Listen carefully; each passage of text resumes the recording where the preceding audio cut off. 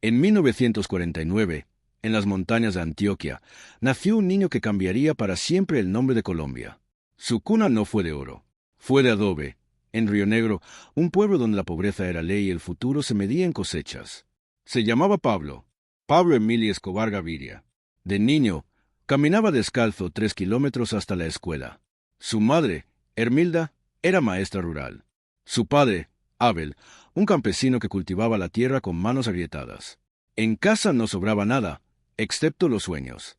Y Pablo soñaba en grande. A los 12 años le dijo a su madre: «Cuando crezca, voy a ser rico. Voy a tener una casa grande para ti». Hermilda sonrió. Todas las madres escuchan eso. Pero Pablo no lo olvidó. Medellín en los años 60 era una ciudad de dos caras. De día, era industria, iglesias y café. De noche, era contrabando, calles oscuras y silencio cómplice. En los barrios de ladera, como Envigado, los niños aprendían rápido que la ley era flexible, que el respeto no lo daba un uniforme, sino el dinero en el bolsillo. Pablo lo entendió antes que nadie. Empezó robando lápidas del cementerio. Las lijaba, borraba los nombres y las vendía como mármol nuevo. Luego fueron autos. Los desarmaba en la madrugada con sus primos, pieza por pieza. No era un juego, era un negocio.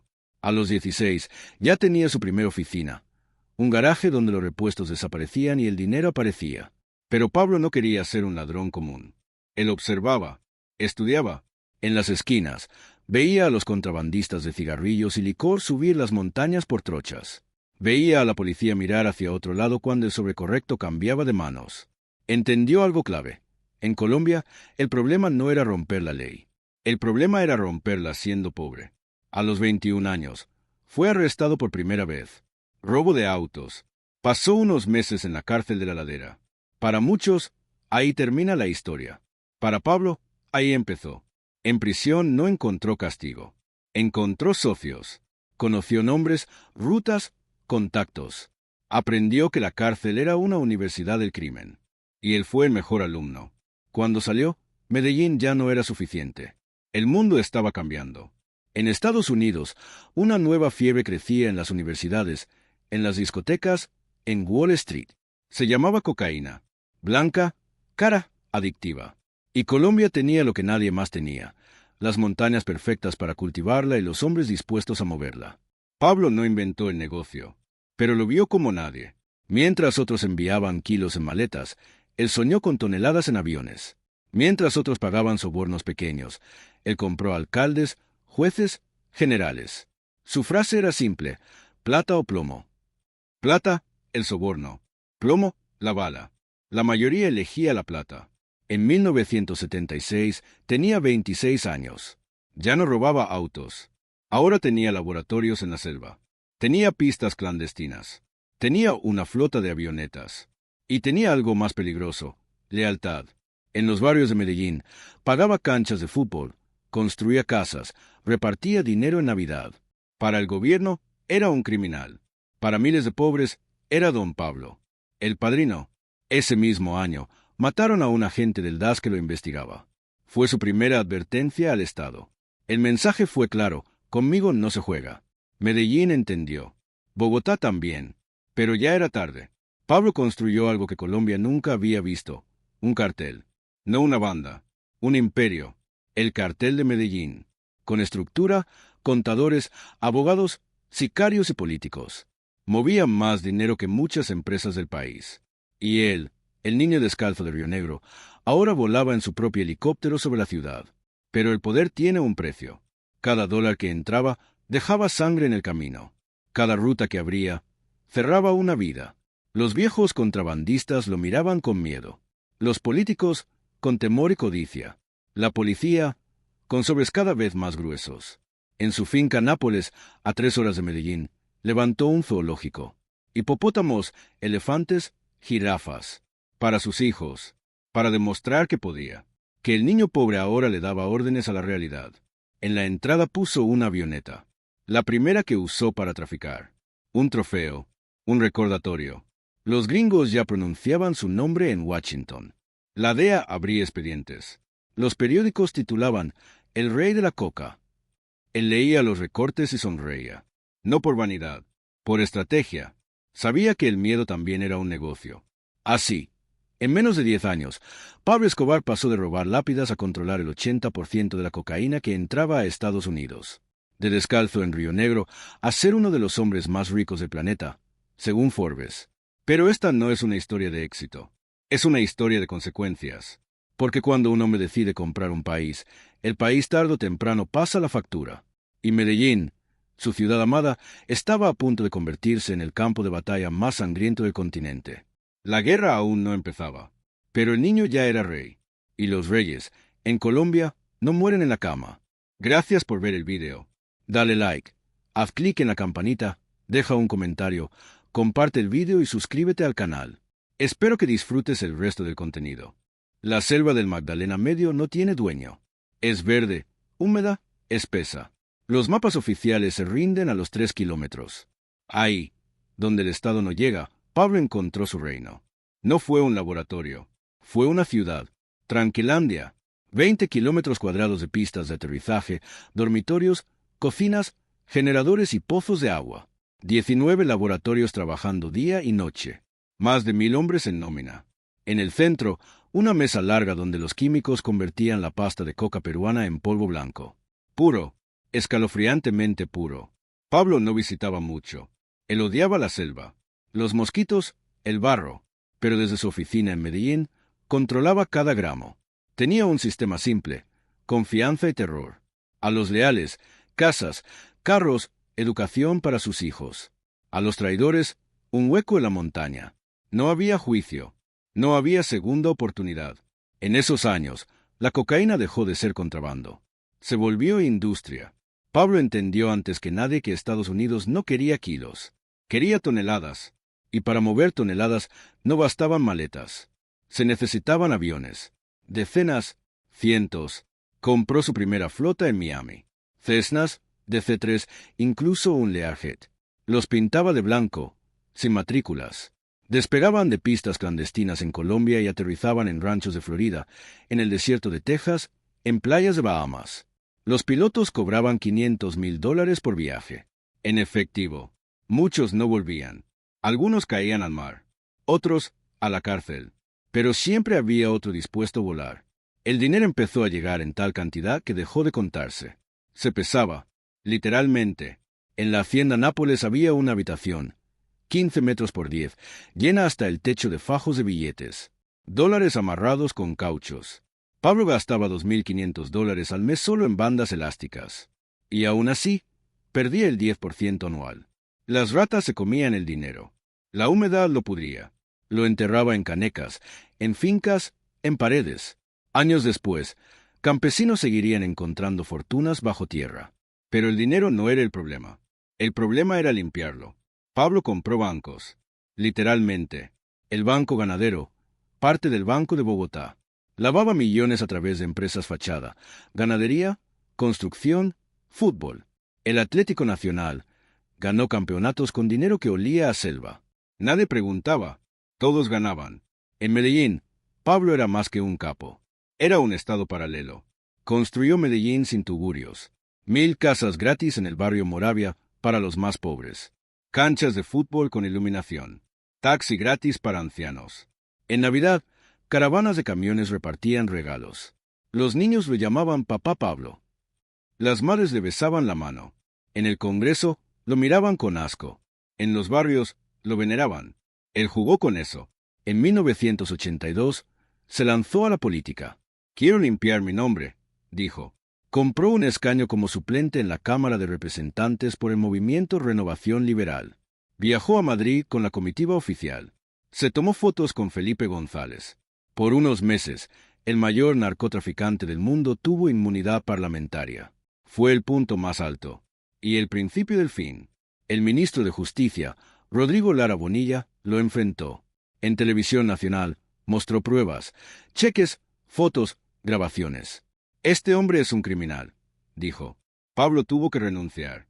Humillado, expuesto. Él no olvidaba. Nunca. El 30 de abril de 1984, 2 hombres en moto se acercaron al Mercedes blanco de Lara Bonilla en Bogotá. Lo acribillaron. 7 balazos. El mensaje era para todo el país. Nadie toca a Pablo. El Estado respondió. Por primera vez, le declaró la guerra. La extradición a Estados Unidos, que estaba dormida, despertó. Para Pablo, la extradición era peor que la muerte. Prefiero una tumba en Colombia que una cárcel en Estados Unidos, decía. Ahí empezó la guerra real. No contra la policía, contra Colombia.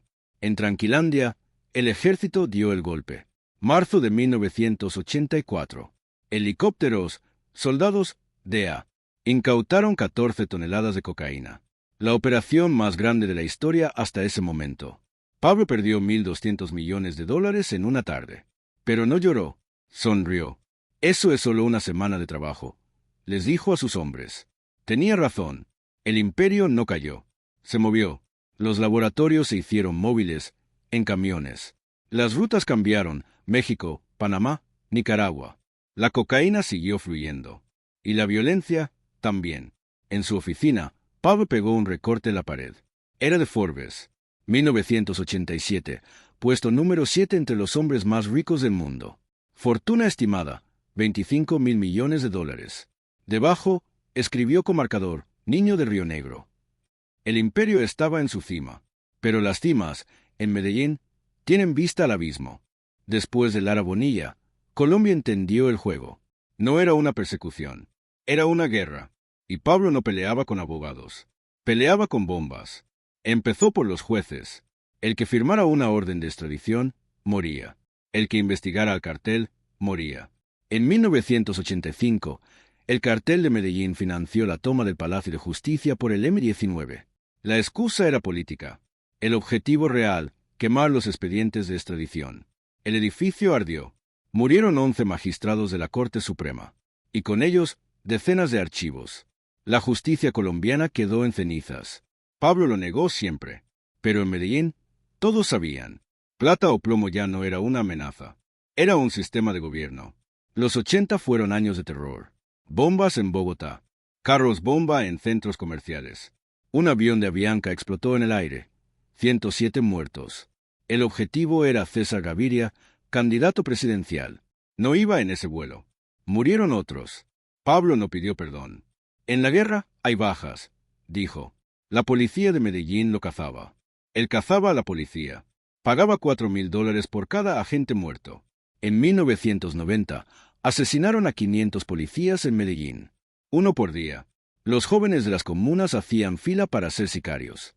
Una moto, un revólver y la promesa de $2 millones. Para muchos, era la única empresa que contrataba. Los enemigos crecían. El cartel de Cali, más silencioso, más empresarial, le disputaba rutas.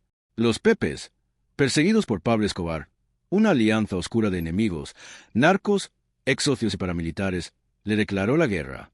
Con apoyo de la DEA y el bloque de búsqueda, empezaron a cazar a su familia, a sus contadores, a sus abogados. Pablo respondió con más sangre. Secuestró a familiares de políticos.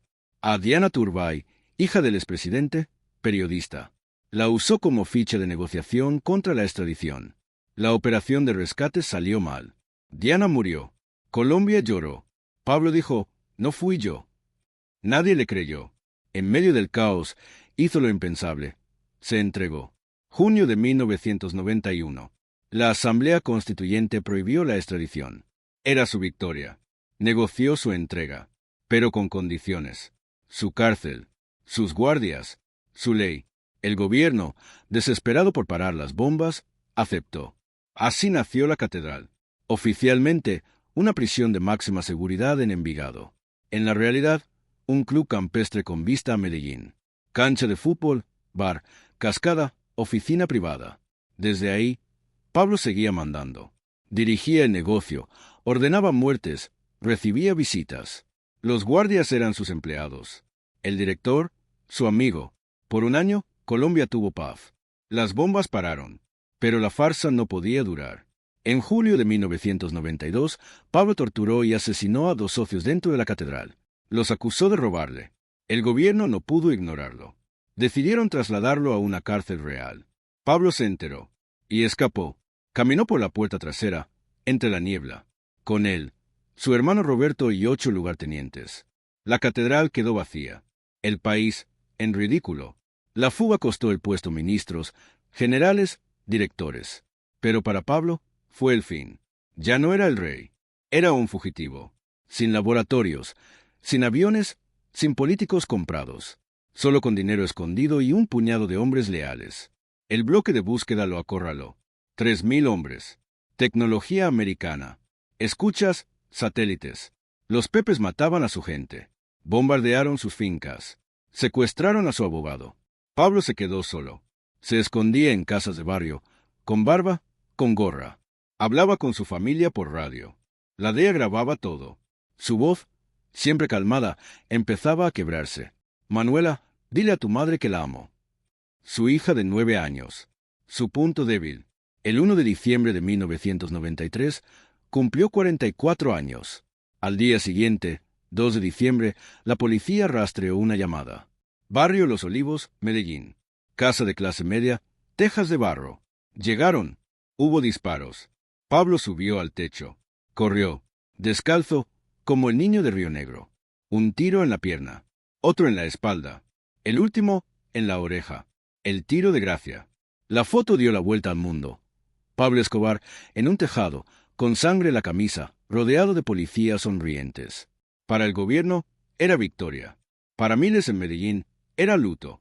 Miles fueron a su entierro. Lloraron. Le tocaron el cajón. Se nos fue el patrón, decían. El imperio cayó, pero dejó una herencia. 25.000 muertos, una ciudad marcada y una pregunta que Colombia aún se hace. ¿Cómo un solo hombre puso a un país de rodillas? Diciembre de 1993. Pablo estaba muerto, pero el imperio no murió con él. Se fracturó. Como un espejo roto, cada pedazo cortó a alguien. El cartel de Cali tomó el negocio. Menos bombas, más sobornos. Más empresarios, menos sicarios. Duraron 5 años. Luego cayeron. Después vinieron los paramilitares. Después, las FARC. Después, las BACRIM. La cocaína no se fue. Solo cambió de patrón. En Medellín, la guerra dejó cicatrices. Las comunas, donde Pablo reclutaba a sus sicarios, quedaron huérfanas. Sin patrón, sin plata, pero con armas. La violencia se volvió endémica. Por cada Pablo que moría, nacían 10. Más jóvenes, más pobres, más desesperados. La hacienda Nápoles se volvió ruina. Los hipopótamos escaparon. Se reprodujeron en el río Magdalena. Hoy son una plaga. La ironía final, el legado de Pablo no son sus casas, ni su dinero. Son animales de África viviendo libres en Colombia. El único zoológico que sobrevivió. Su familia pagó el precio.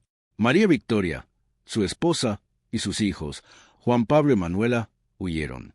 Cambiaron de nombre. Argentina, Mozambique, intentos de vida normal. Pero el apellido pesa. Juan Pablo, ahora Sebastián Marroquín, pidió perdón. Escribió libros. Mi padre no es un héroe, repite. Manuela nunca habló. El trauma la silenció. El dinero desapareció. De los 25.000 millones, el Estado recuperó menos del 5%. El resto se lo comió la selva, lo lavó la economía o lo heredaron otros narcos. Aún hoy, campesinos encuentran canecas con billetes podridos. Dólares que alguna vez compraron un país. Medellín cambió. Dolió, pero cambió. Invirtió en educación, en bibliotecas, en Metrocable para conectar las comunas. De la ciudad más violenta del mundo en 1991 a la más innovadora en 2013. Pero en las esquinas, los viejos aún bajan la voz cuando dicen su nombre. Don Pablo. Con miedo, con respeto, con rabia. La extradición, por la que mató a tantos, volvió en 1997. Ya no le importaba.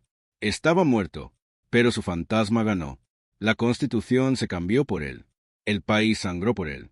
Y la guerra contra las drogas, que él escaló, sigue cobrando vidas. En Estados Unidos, la cocaína que masificó destruyó barrios enteros. Crack, adicción, cárceles llenas. La DEA calcula que el 80% de la cocaína que entró en los 80 venía de él. Millones de adictos. Miles de muertos por sobredosis. Pablo nunca pisó Estados Unidos. Pero su producto sí. ¿Qué queda de él? En Netflix, una serie. En los tours, una ruta. Pablo Escobar Tour.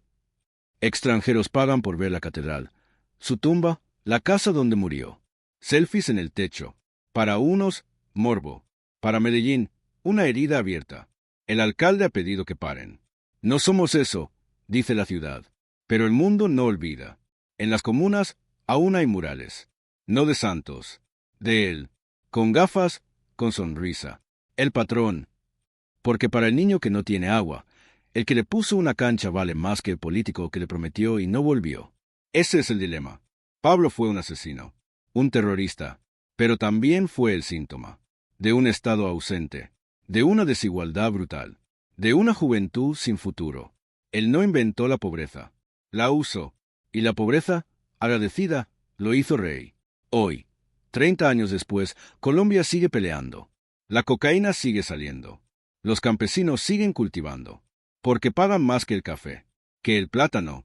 Y mientras haya un gringo dispuesto a pagar $60 por un gramo, habrá un colombiano dispuesto a arriesgar la vida por producirlo.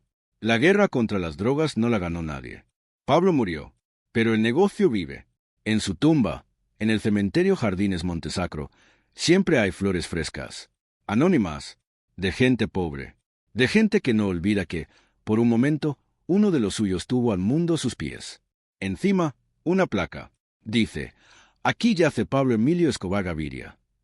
Nada más, no dice capo, no dice asesino, no dice benefactor. Porque en Colombia, la verdad nunca cabe en una lápida. Y la historia de Pablo no terminó el 2 de diciembre de 1993. Ese día solo cambió de narrador. Ahora la cuentan las viudas, los huérfanos, los adictos, los policías retirados, los turistas, los hijos. Todos tienen una versión. Todas duelen. El niño de Río Negro quería ser rico. Lo fue. Quería ser respetado. Lo fue, por miedo. Quería una tumba en Colombia. La tiene, pero nunca tuvo paz. Y Colombia, tampoco. Colombia despertó con un titular que quemaba: Ministro de Justicia asesinado en Bogotá. Rodrigo Lara Bonilla, 37 años, el hombre que se atrevió a denunciar al cartel de Medellín en el Congreso, yacía en un Mercedes blanco con 7 balas en el cuerpo. 2 sicarios en moto. Uno murió en el sitio. El otro, un muchacho de 16 años, confesó llorando: me pagaron 200.000 pesos. Ese día, Colombia entendió que la plata o plomo no era un dicho, era una sentencia de muerte. Y Pablo Emilio Escobar Gaviria acababa de declararle la guerra al Estado. Hasta ese momento, Pablo jugaba en 2 tableros. De día, era el Robin o Paisa. Construía barrios enteros en Medellín, Medellín sin tugurios. Regalaba casas de cemento con techo de zinc a miles de familias. Ponía canchas de fútbol iluminadas donde antes había barro y droga. En Navidad, camiones llenos de juguetes entraban a las comunas. Los niños lo llamaban Don Pablo. Las madres le besaban la mano. Para el 40% de Medellín, él era el Estado, el que se cumplía. De noche, era el patrón. Desde la hacienda Nápoles, despachaba 15 toneladas de cocaína al mes hacia Miami. Tenía 15.000 hombres en nómina. Sicarios, abogados, pilotos, alcaldes, generales. Su fortuna superaba los 30.000 millones de dólares. Forbes lo puso en la lista de los más ricos del mundo. Él recortó la revista y la enmarcó. No por vanidad, por mensaje: mírenme, ya no soy invisible. Pero Lara Bonilla lo humilló. En agosto de 1983, en el Congreso, mostró una foto de Pablo con un narco buscado por la DEA. Le quitó su curul como representante suplente. Le gritó en la cara: usted es un criminal. Pablo sonrió para las cámaras. Esa noche, en Nápoles, rompió una copa y dio la orden. El asesinato de Lara cambió todo. El presidente Belisario Betancourt, que hasta entonces hablaba de paz, firmó la extradición de colombianos a Estados Unidos. Para Pablo, la extradición era peor que la muerte. En Colombia, con dinero, la cárcel era un hotel. En Estados Unidos, era una tumba de cemento sin visitas. Su respuesta fue inmediata: preferimos una tumba en Colombia a una cárcel en Estados Unidos. Y empezó a cavar tumbas. Primero fueron jueces, luego periodistas, luego policías. En Medellín, matar a un uniformado pagaba $2.000. Los sicarios hacían fila.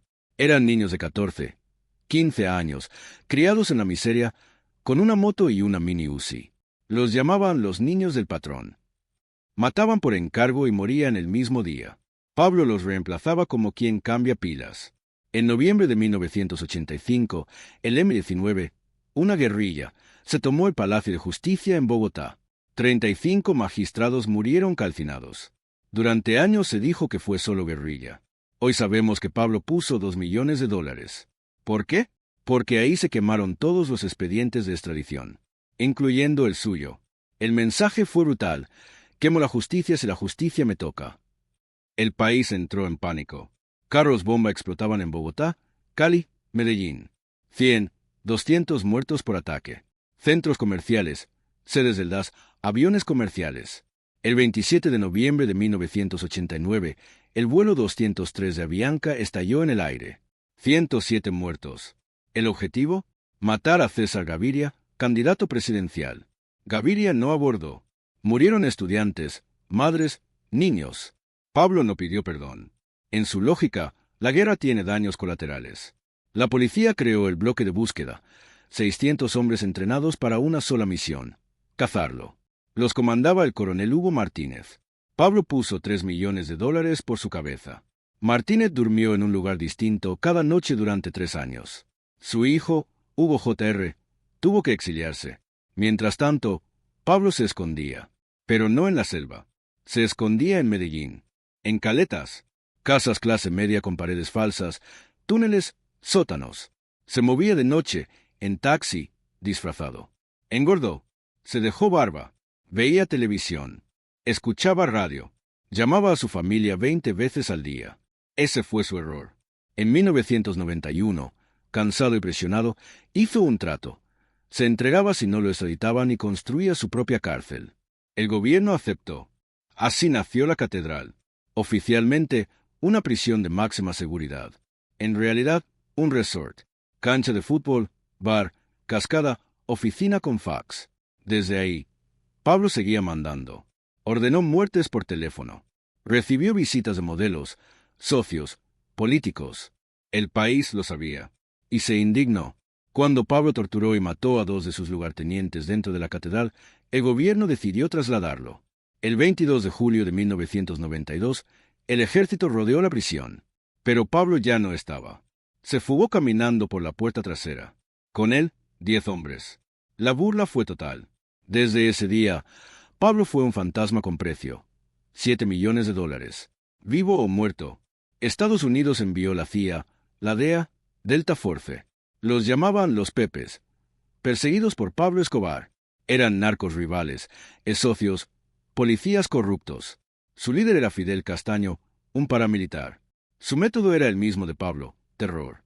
Mataron abogados, contadores, primos, tíos. Quemaron propiedades.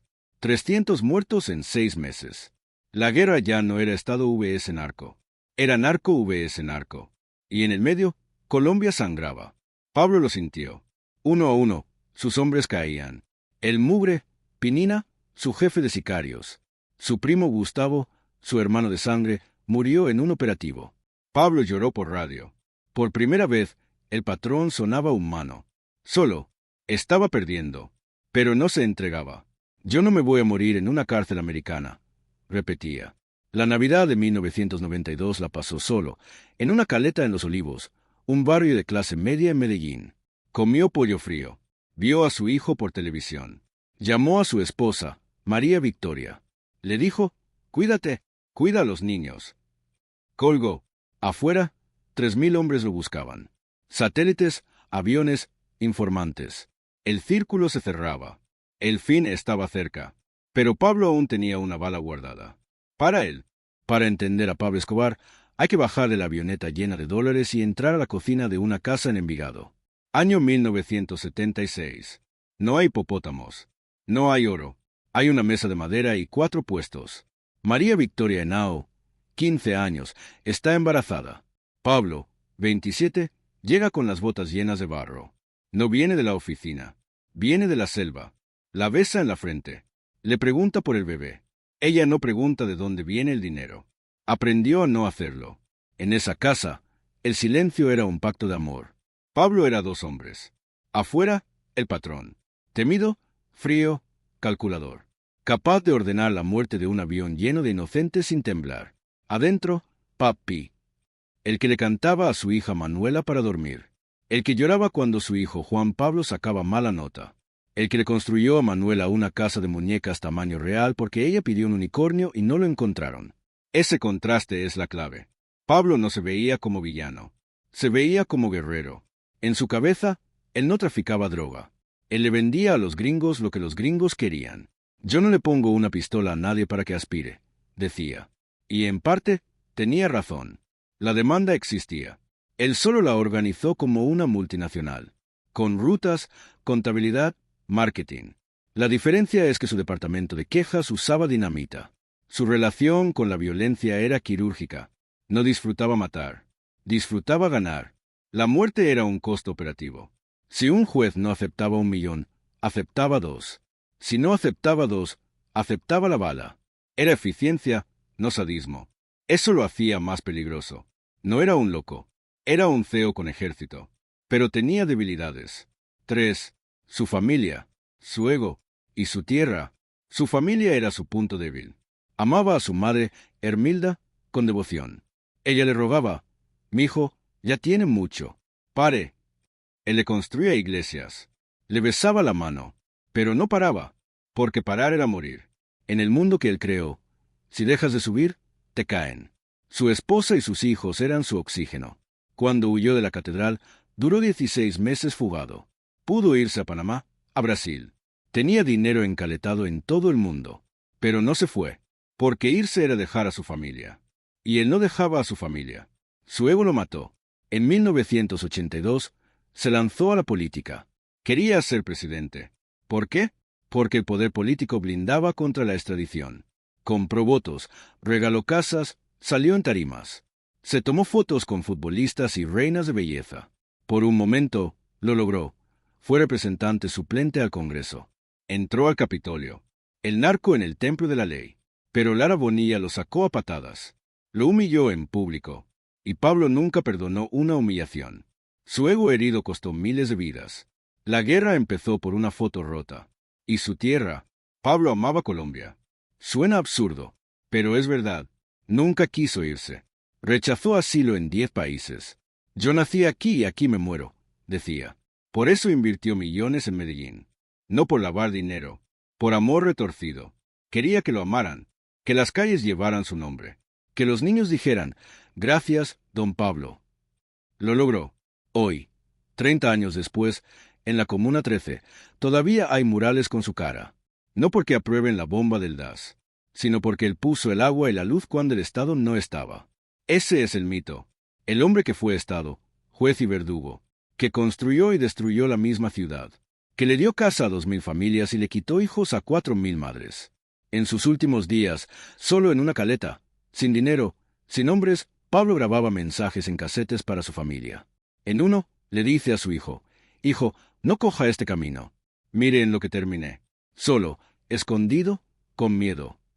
¿Arrepentimiento? Tal vez. ¿Estrategia? Quizás. Con Pablo, nunca se sabe. Lo que sí se sabe es que entendió el poder mejor que nadie. Entendió que en Colombia, la plata compraba el silencio y el plomo compraba el miedo. Y que con los dos, podías comprar un país. Pero no entendió algo, que ningún imperio construido sobre tumbas dura. Que la lealtad comprada se venda al mejor postor. Que el teléfono que usas para hablar con tu hijo es el mismo que usa el enemigo para encontrarte. El 2 de diciembre de 1993, un día después de cumplir 44 años, Pablo hizo una llamada. Duró 4 minutos. Fue suficiente. 1 de diciembre de 1993. Pablo Escobar cumple 44 años. No hay fiesta. No hay pastel. Hay una olla de arroz y una gaseosa en una casa fría en el barrio Los Olivos, Medellín. Está con Limón, su único guardaespaldas. Afuera llueve. Adentro, el patrón, el hombre que llegó a tener 30.000 millones de dólares, no tiene ni para un taxi. Lleva 16 meses huyendo. Está gordo, barbado, cansado. Su imperio cayó. Los Pepes mataron a sus abogados, a sus contadores, a sus primos. El cartel de Cali le quitó las rutas. El bloque de búsqueda le respira en la nuca.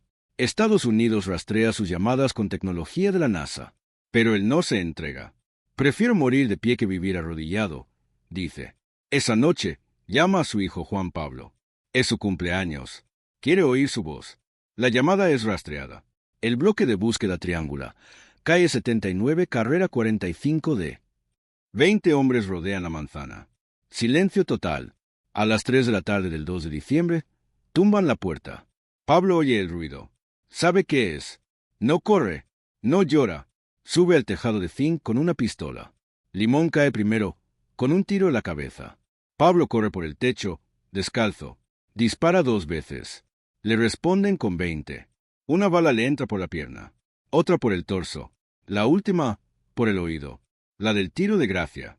Cae sobre las tejas rojas. Boca arriba, los ojos abiertos. Llueve. A las 3:15 de la tarde, el coronel Hugo Martínez Jr. se acerca. Le toma el pulso. No hay. Saca su radio y dice 3 palabras que Colombia esperó 10 años. ¡Viva Colombia! La foto le da la vuelta al mundo. Pablo Escobar, el narco más buscado del planeta, muerto en un tejado de clase media, en pantaloneta, con barriga y descalzo. No murió en su zoológico. No murió en un avión. Murió como empezó, en Medellín, pobre. Al entierro fueron 25.000 personas.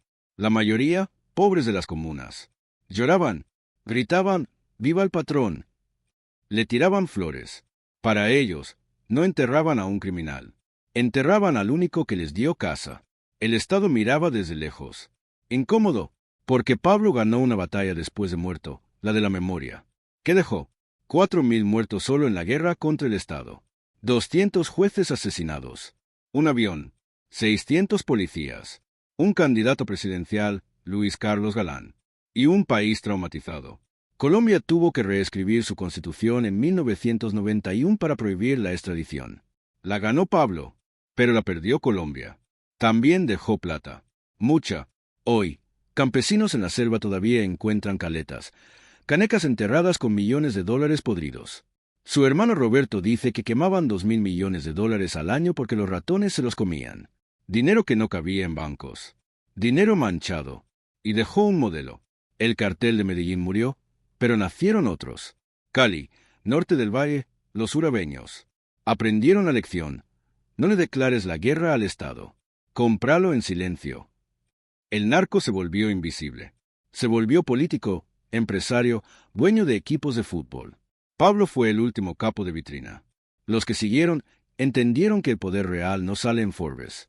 Su familia pagó el precio. María Victoria y sus hijos huyeron a Argentina con nombres falsos. Vivieron con miedo 20 años. Juan Pablo, hoy Sebastián Marroquín, pide perdón en documentales.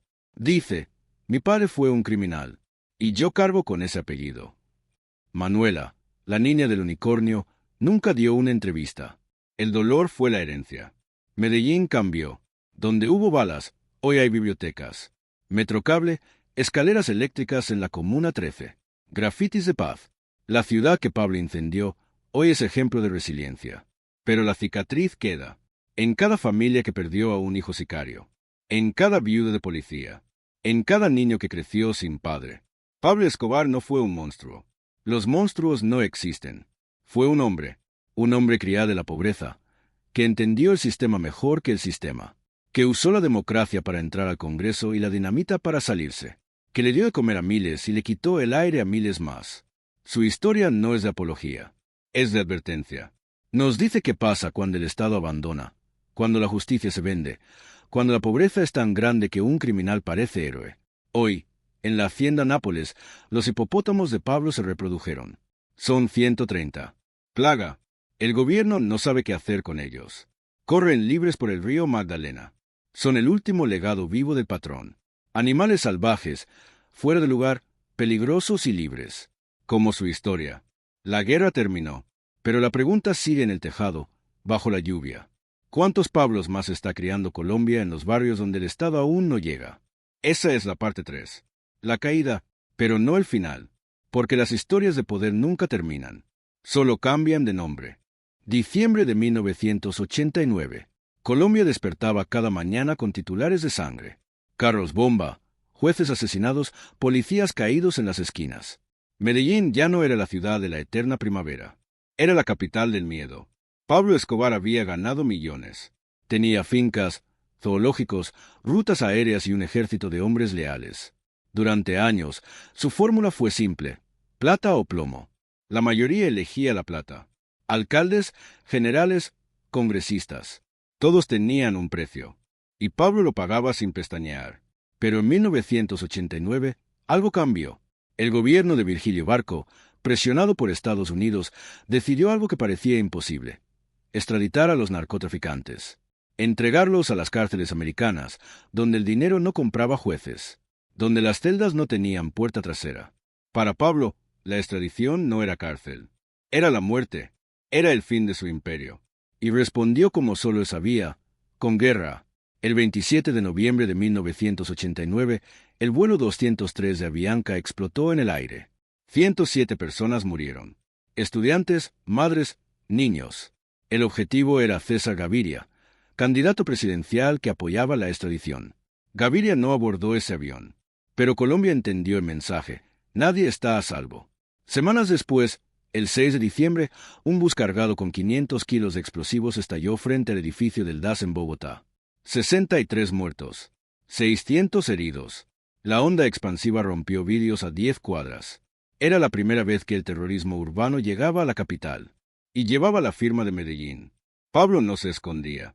Desde sus caletas, llamaba a las emisoras. Su voz, paisa, calmada, decía: si quieren guerra, guerra tendrán. Pero si derogan la extradición, la paz llega mañana. No era un delincuente. Se veía a sí mismo como un actor político, un hombre que negociaba con bombas. El gobierno respondió con el bloque de búsqueda. 300 hombres de élite, entrenados por fuerzas americanas e inglesas. Su única misión: cazar a Pablo. Allanan barrio por barrio en Medellín. Los Pepes, perseguidos por Pablo Escobar, aparecían en la noche. Era un grupo misterioso que mataba contadores, abogados y sicarios del cartel. Nadie sabía quiénes eran, pero cada cuerpo que aparecía era un golpe al imperio. Mientras tanto, en las comunas, los niños seguían recibiendo bicicletas en Navidad. Los techos de zinc se cambiaban por tejas gracias a don Pablo. Para miles, él seguía siendo el benefactor. Para el Estado, era el enemigo número uno. Colombia estaba partida en dos: el país oficial que lo perseguía y el país invisible que lo protegía. En agosto de 1990, César Gaviria gana la presidencia. Pablo ve una oportunidad. Gaviria había prometido una política de sometimiento.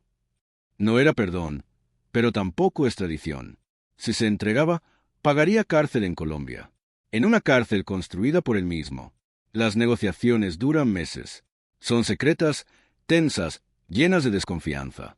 Pablo exige garantías: no extradición, no confiscación total de bienes, seguridad para su familia. El gobierno cede en parte. La Asamblea Constituyente de 1991 prohíbe la extradición de nacionales. Es una victoria para Pablo. El 19 de junio de 1991, el mundo ve una imagen que parece de película. Pablo Escobar, el hombre más buscado, camina sonriente hacia la catedral. Su cárcel, construida en Envigado, en un lote de su propiedad. Tiene cancha de fútbol, bar, cascada, sala de reuniones. Los guardias son elegidos por él. Desde ahí, sigue manejando el negocio. Recibe visitas, ordena ejecuciones, controla rutas. Colombia respira. Los carros bomba paran. Por un año, hay una paz extraña. Una paz comprada. Los periódicos dicen: Pablo se sometió. Pero en los pasillos del poder, todos saben la verdad: el rey no está preso. El rey está en su castillo. Sin embargo, la calma nunca dura en Medellín. Dentro de la catedral, Pablo comete un error. Dos de sus antiguos socios, los hermanos Moncada y Galeano, le roban dinero. Él los cita a la cárcel, los tortura, los ejecuta y los entierra ahí mismo, en los terrenos de su prisión. El escándalo estalla en julio de 1992. La prensa lo publica. El gobierno no puede ignorarlo. Gaviria entiende que ha sido humillado, que el Estado es una burla. Ordena trasladar a Pablo a una cárcel real. El 22 de julio de 1992, el ejército rodea la catedral. Pero Pablo ya lo sabe. Tiene informantes en todas partes. Esa noche, con 9 hombres, camina por la parte trasera de su cárcel. Atraviesa una malla y desaparece en la montaña. La noticia cae como una bomba. Escobar se fugó. El hombre que le declaró la guerra a un país vuelve a estar libre. Y esta vez no hay negociación. Esta vez es personal. Para Pablo, es libertad o muerte. Para el gobierno, es capturarlo vivo o muerto. La guerra, que parecía dormida, despierta. Y será la más sangrienta de todas. Tras la fuga de la catedral, Pablo Escobar ya no es el mismo. Pierde su cárcel, pierde su inmunidad, pierde la narrativa. Ahora es un fugitivo, un animal acorralado. Y los animales acorralados son los más peligrosos. Ya no vive en fincas, vive en caletas, apartamentos pequeños en barrios de clase media en Medellín. Cambia de casa cada 48 horas. Se corta el bigote, sube de peso, usa pelucas. Duerme con una pistola bajo la almohada y un radio al lado. Su único contacto con el mundo es un teléfono. Pero el teléfono será su perdición. El bloque de búsqueda regresa, más fuerte. Lo dirige el coronel Hugo Martínez. Lo asesora la DEA y la CIA.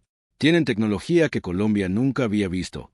Equipos de rastreo, aviones espía, interceptaciones en tiempo real.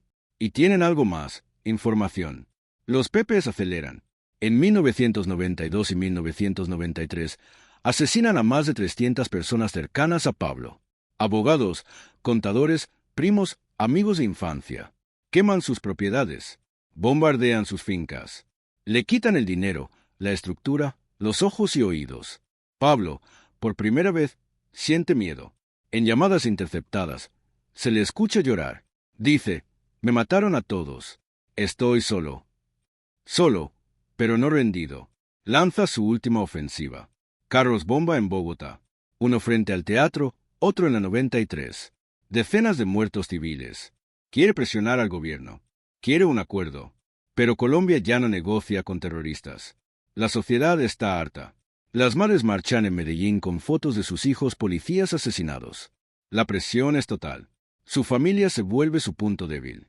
Su esposa, María Victoria, y sus dos hijos, Juan Pablo y Manuela, intentan huir del país. Alemania, Estados Unidos, Suiza. Nadie los recibe. Son los más rechazados del planeta. Están atrapados en un hotel en Bogotá, con el mundo cerrándoles las puertas. Pablo sufre. En las llamadas, le dice a su hijo, cuídate, no confíes en nadie. Yo ya estoy muerto. Esas llamadas son su tumba. La tecnología americana triangula la señal. Cada vez que habla más de 3 minutos, el círculo se cierra. El bloque de búsqueda marca casas en un mapa. Los rodean, entran, y él ya no está. Se escapó por los tejados, por túneles, por alcantarillas. Pero cada vez está más cerca. El 1 de diciembre de 1993, Pablo cumple 44 años. Llama a su hijo. Habla 6 minutos. Quiere escuchar su voz. Quiere desearle feliz cumpleaños a Manuela. No sabe que esa llamada es la última. El equipo de rastreo lo tiene. Dirección, Barrio Los Olivos, Medellín. Casa de clase media, 2 pisos, tejas rojas. 2 de diciembre de 1993. 3 de la tarde. El bloque de búsqueda rodea la cuadra. Son 20 hombres. Suben en silencio. Tumban la puerta. Pablo está en el segundo piso, hablando por teléfono con su hijo. Escucha el ruido. Cuelga. Toma su pistola. Corre hacia la ventana que da al tejado trasero. Sale al techo de zinc. Descalzo, sin camisa, con una barriga que no tenía hace 2 años. Corre. Pero ya no es el joven que escapaba de la policía en los 60. Está cansado. Está solo. Detrás, el coronel Hugo Aguilar y un agente de la DEA le gritan. ¡Quieto! Pablo no se detiene. Dispara. Los agentes responden. 3 tiros. 1 en la pierna, 1 en el torso, 1 en la cabeza, detrás de la oreja. El que lo mata cae sobre las tejas rojas, calientes por el sol de Medellín. El mismo sol que lo vio nacer en Río Negro. A las 3:15 de la tarde, un radio del bloque de búsqueda dice una frase que Colombia esperó 10 años. ¡Viva Colombia! Cayó el patrón. Le toman fotos. Sangre en el techo. El bigote a medio crecer. Los pies descalzos. La imagen recorre el mundo. Para unos, es justicia. Para otros, es el fin de una era. En las comunas de Medellín, miles lloran. No lloran al narco. Lloran al hombre que les dio casa, que les pagó el entierro de sus hijos, que en un país que los olvidó, al menos los miró. Su funeral es un caos. 25.000 personas van al cementerio Montesacro. Lo cargan, lo tocan, le cortan mechones de pelo como reliquias. La policía no puede controlarlo. Por un día, Medellín vuelve a ser suya. Matar a Pablo Escobar no mató al narcotráfico. Al día siguiente, La cocaína siguió saliendo de Colombia. El cartel de Cali tomó el poder. Luego los paramilitares. Luego las FARC. Luego las BACRIM. El negocio era más grande que un hombre. Pablo lo entendió tarde. Él no creó el sistema. El sistema lo creó a él. Pero su muerte sí cambió a Colombia. La extradición volvió. La justicia, lenta, empezó a tocar a los intocables. La policía, que perdió 4.000 hombres en la guerra, se reconstruyó. Medellín, la ciudad que bañó en sangre, hizo algo impensable. Se reinventó. Hoy, en la Comuna 13, donde antes mandaban sus sicarios, hay escaleras eléctricas. Hay grafitis de paz. Hay turistas. Los niños que en los 80 soñaban con ser traquetos, hoy quieren ser artistas, ingenieros, guías. La Casa de la Memoria cuenta la historia sin héroes, solo con víctimas. La familia de Pablo pagó el precio. Cambiaron de nombre. Vivieron exiliados en Argentina. Juan Pablo, ahora Sebastián Marroquín, pide perdón público. Escribe libros. Dice, mi padre fue un criminal, y yo vivo con eso. Manuela, su hija, vive en bajo perfil. No da entrevistas. El apellido Escobar es una sombra. ¿Y la catedral? La cárcel Lujo fue demolida. Ahora es un monasterio. Los monjes rezan donde Pablo ordenaba muertes. La ironía que a él le habría gustado. En 2006, en su hacienda Nápoles, el gobierno abrió un parque temático. Los hipopótamos que escaparon de su zoológico hoy se reproducen en el río Magdalena. Son los hipopótamos de la cocaína. El legado más absurdo de un imperio absurdo. Pero el legado más real no está en los hipopótamos. Está en las cifras. Entre 1983 y 1993, más de 15.000 colombianos murieron en la guerra contra el narco y el Estado. Jueces, periodistas, candidatos presidenciales como Luis Carlos Galán, policías, niños del vuelo 203.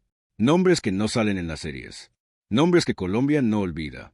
Pablo Escobar quería ser recordado. Y lo logró. Netflix, Hollywood, libros, canciones. Su rostro está en camisetas. Su frase plata o plomo es un meme. El mundo lo convirtió en mito. Pero el mito es peligroso, porque esconde verdad que no hubo gloria, solo dolor, que cada dólar suyo costó una vida, que el patrón era, al final, un hombre asustado, hablando por teléfono con su hijo, corriendo descalzo por un tejado. En 2023, 30 años después de su muerte, le preguntaron al coronel Hugo Aguilar, el hombre que le disparó, ¿valió la pena? Él miró el techo donde cayó Pablo y dijo, valió para que mis hijos no vivan lo que yo viví. Pero la guerra no la ganamos. Solo ganamos una batalla. Porque la historia de Pablo no es la historia de un villano. Es la historia de un país que, por décadas, no supo qué hacer con su pobreza, con su abandono, con su corrupción. Pablo fue el síntoma, no la enfermedad. Hoy, en Medellín, si preguntas por él a un joven de 20 años, tal vez no sepa quién fue. Y eso, quizá, sea la única victoria real. Que el nombre que una vez hizo temblar a una nación se esté volviendo, lentamente, solo historia. Una historia que empezó con un niño descalzo en Río Negro y terminó con un hombre descalzo en un tejado, sin imperio, sin caletas, sin salida, solo con el eco de su propio nombre, rebotando en las montañas que lo vieron nacer, y que, al final, lo vieron caer. 3 de diciembre de 1993. Medellín amanece sin patrón. Por primera vez en una década, la radio no habla de bombas. No hay titulares de sangre. Hay silencio. Un silencio extraño, pesado. Como cuando termina un terremoto y aún no sabe si el techo va a caer. Pablo Escobar está muerto. Su cuerpo, frío en medicina legal. Su foto en el tejado, en cada periódico del mundo. El presidente César Gaviria dice, ganó Colombia. En Washington, Bill Clinton lo llama una victoria para la justicia. Pero en las comunas de Medellín, 25.000 personas lloran frente a una iglesia. No lloran al narco, lloran al hombre que les dio techo cuando el Estado les dio la espalda. El problema es que la guerra no murió con él. Solo cambió de uniforme. Los primeros meses son caos. El cartel de Medellín es una hidra sin cabeza. Sus lugartenientes se matan entre ellos por las rutas, las caletas, el poder. Popeye, su jefe de sicarios, se entrega. Otto, su contador, negocia con la DEA. La estructura se fractura en 1000 pedazos. Y cada pedazo es violento. Quien recoge los pedazos no es un ejército. Es el cartel de Cali. Los hermanos Rodríguez Orejuela. No usan bombas. Usan abogados. No matan jueces. Los compran. Su lema no es plata o plomo. Es plata y silencio. En 2 años, controlan el 80% del negocio. Son más ricos que Pablo. Más poderosos, pero invisibles. Mientras Pablo salía en revistas, ellos salían en juntas directivas. El gobierno los persigue. En 1995, Gilberto y Miguel Rodríguez caen. La DEA celebra. Pero otra vez, es un espejismo. Porque detrás de Cali vienen los paramilitares. Carlos Castaño, que ayudó a matar a Pablo como líder de los Pepes, ahora crea la SAUC. Dice que combate la guerrilla. En realidad, se queda con el negocio. Pone precio a la coca, cobra impuesto de guerra, exporta toneladas. La diferencia, ahora lo llaman autodefensa. Y en la selva, las FARC entienden el juego. Si el Estado no llega y los narcos pagan, ellos cobran. Empiezan a custodiar cultivos, a cobrar el gramaje.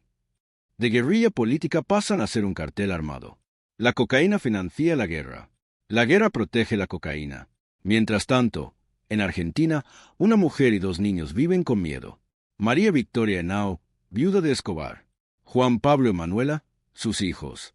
Cambiaron de nombre. Sebastián Marroquín. María Isabel Santos. Intentan ser normales. Van al supermercado. Pero el apellido pesa más que cualquier caleta. Los señalan. Los amenazan. Un día, Sebastián abre el periódico y lee: hijo de Escobar vive en Buenos Aires. Otra vez, a huir. En Medellín, la ciudad intenta respirar. El alcalde Sergio Naranjo lanza Medellín, compromiso de toda la ciudadanía.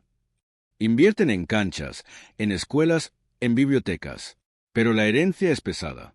Entre 1990 y 1993, la tasa de homicidios fue de 380 por cada 100.000 habitantes. La más alta del mundo. Miles de jóvenes crecieron viendo que el camino rápido era una moto y una pistola. ¿Cómo le dices ahora que estudie 5 años para ganar un mínimo? La respuesta no llega rápido. En 1996, Medellín sigue sangrando. Las oficinas de sicarios, esas que Pablo inventó, ahora trabajan para cualquiera. Un comerciante que no quiere pagar una deuda. Un esposo celoso. Matar cuesta $500. La vida vale menos que un televisor. La justicia colapsó. De cada 100 homicidios, 3 terminan en condena. Los jueces tienen miedo. Los testigos se callan. La frase que dejó Pablo, el que no colabora, se muere, se quedó tatuada en la cultura. Y sin embargo, en ese barro, nace algo. Organizaciones de madres. Madres de la Candelaria. Mujeres que perdieron hijos en la guerra. Policías, sicarios, inocentes. Todas lloran igual. Salen cada viernes a la iglesia con fotos en el pecho. No piden venganza. Piden verdad. Piden que no se repita. A finales de los 90, algo cambia. El mundo mira a Colombia y dice: Estado fallido. El Plan Colombia nace en 1999. $7.000 millones de Estados Unidos.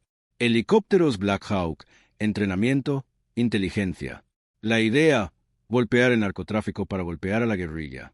Porque ahora son lo mismo. Pablo está muerto. Pero su guerra vive. Solo que ya no tiene su cara. Tiene 1000 caras. Y ninguna quiere salir en la foto. Año 2000. Medellín inaugura el Metrocable. Una línea de teleférico que sube la Comuna 13, el barrio que Pablo usaba como cantera de sicarios.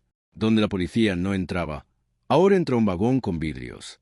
Los niños miran la ciudad desde arriba por primera vez. Para muchos, es la primera vez que sienten que la ciudad es suya. Es el símbolo de una transformación. Del miedo a la esperanza, dicen los eslóganes. Llegan alcaldes nuevos. Sergio Fajardo, Alonso Salazar. Hablan de urbanismo social. En vez de tanques, bibliotecas. En vez de redadas, parques.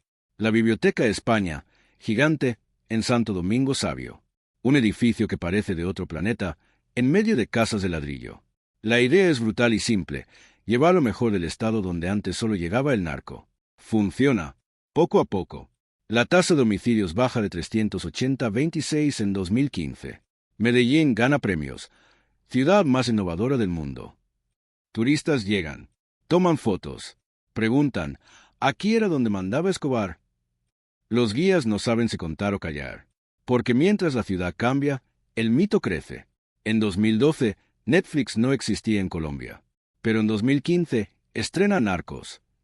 Wagner Moura con bigote, hablando un español raro. El mundo entero conoce a Pablo. Lo ven en pantallas. Lo escuchan decir plata o plomo con música de fondo. Se vuelve pop.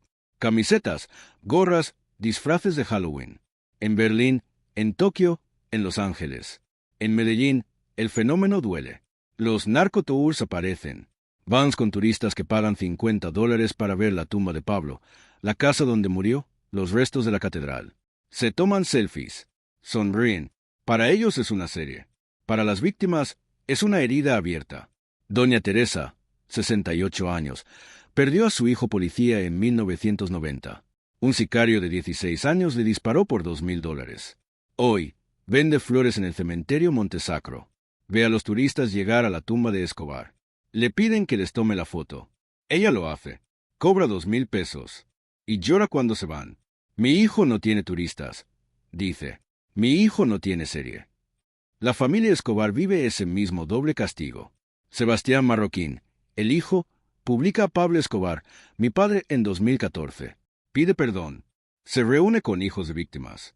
Con el hijo de Luis Carlos Galán, el candidato que su padre mandó matar. Lo abraza. Llora. Dice, no soy mi padre, pero cargo su cruz. Algunos lo perdonan. Otros lo escupen. En Internet lo amenazan, el hijo del diablo. No puede tener paz. No puede tener olvido. Manuela, la hija menor, nunca habla. Creció con trauma. Cuando tenía 9 años, su padre le incendió $2 millones en una caleta para calentarla porque tenía frío. Esa anécdota, que para algunos es poder, para ella es horror. Vive en silencio. Su nombre es su prisión. Y mientras tanto, el negocio que Pablo globalizó no para. En los 80, él soñaba con mover 15 toneladas al mes. En 2015, Colombia exporta 1,000 toneladas al año. Más que nunca, los carteles mexicanos son los nuevos jefes. Los colombianos, los proveedores. La violencia bajó en Medellín, pero subió en Buenaventura, en Tumaco, en el Catatumbo. La coca se movió. No murió. El Estado aprende. En 2016, firma la paz con las FARC. Parte del acuerdo, sustitución de cultivos. Darle al campesino algo más rentable que la coca. Pero es lento. Es difícil. Porque mientras un kilo de café paga $2, un kilo de pasta base paga 1,000. ¿Cómo compites con eso? Pablo murió. Pero la pregunta que dejó sigue viva. ¿Qué hace un país cuando el crimen paga mejor que la ley? En 2013, demolieron el edificio Mónaco, el búnker de Pablo en el poblado. Donde vivió su familia, donde puso bombas, donde soñó ser rey. Lo tumbaron con 180 kilos de explosivos. En su lugar, pusieron el Parque de la Infamia. Un lugar para recordar a las víctimas. Sin su nombre, sin su foto. Solo nombres. 46.612. Los muertos que dejó la guerra del narco entre 1983 y 1994. El día de la demolición, mucha gente aplaudió. Pero en las comunas, algunos lloraron. No por Pablo. Por la nostalgia de cuando, en medio del caos, al menos había alguien que les tiraba un mercado en diciembre. Ese es el legado más difícil. Que en la ausencia del Estado, el criminal se vuelve gobierno. Y cuando matas al criminal, la deuda con el pueblo queda.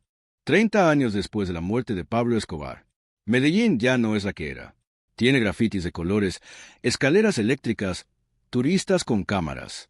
Tiene un museo, la Casa de la Memoria, donde la historia se cuenta sin héroes. Solo con víctimas, con fotos, con zapatos. 27,000 desaparecidos. 220,000 muertos en el conflicto. El narco puso miles. Pero caminas por el centro y un vendedor te ofrece una camiseta. Pablo con gafas, el patrón. En Netflix, Griselda es éxito. En TikTok, jóvenes hacen tren con plata o plomo. El mito no se murió. Mutó. Se volvió mercancía. Se volvió estética. Y eso duele. Le duele a Medellín. Le duele a Colombia. Porque cada vez que alguien en el mundo compra esa camiseta, olvida que el costo fue real. Que Luis Carlos Galán tenía 46 años y 3 hijos. Que Diana Turbay, periodista, murió con una bala en la cabeza secuestrada. Que el vuelo 203 de Avianca llevaba un bebé de 8 meses. Que 4,000 policías no volvieron a casa. El gobierno lo sabe. Por eso prohibió los narcotours en 2018. Por eso la alcaldía dice, Medellín es más que Escobar. Y es verdad. Es botero, es ciencia, es música, es resiliencia. Pero el fantasma vende. Y el mercado no tiene memoria. Tiene rating. La familia Escobar sigue pagando. En 2018, la justicia argentina arrestó a Sebastián Marroquín y a María Victoria por lavado de activos. No por crímenes de Pablo. Por negocios de 1993. El apellido es una condena hereditaria. No importa si pides perdón. No importa si cambias de nombre. Para muchos, siempre serás el hijo de.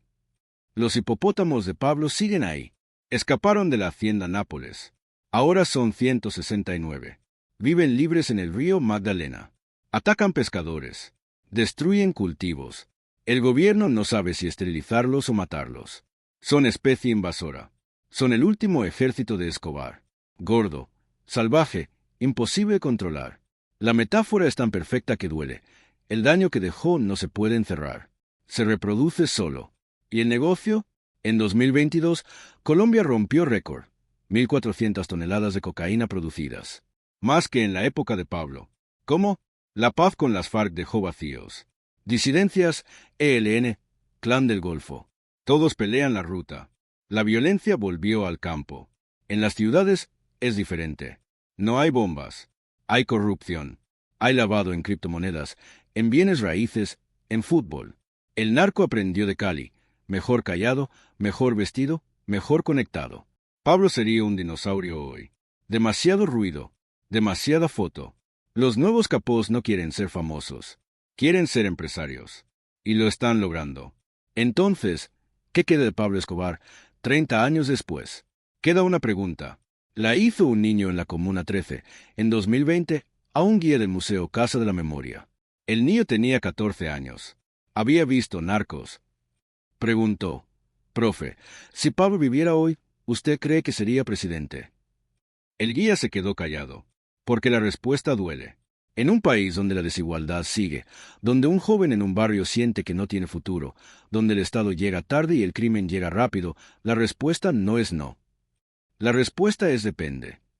Y ese depende es la herencia real, la más peligrosa, porque significa que las condiciones que crearon a Pablo no se fueron, solo se maquillaron, con metrocables y bibliotecas, sí, pero también con desempleo juvenil, con corrupción, con abandono rural.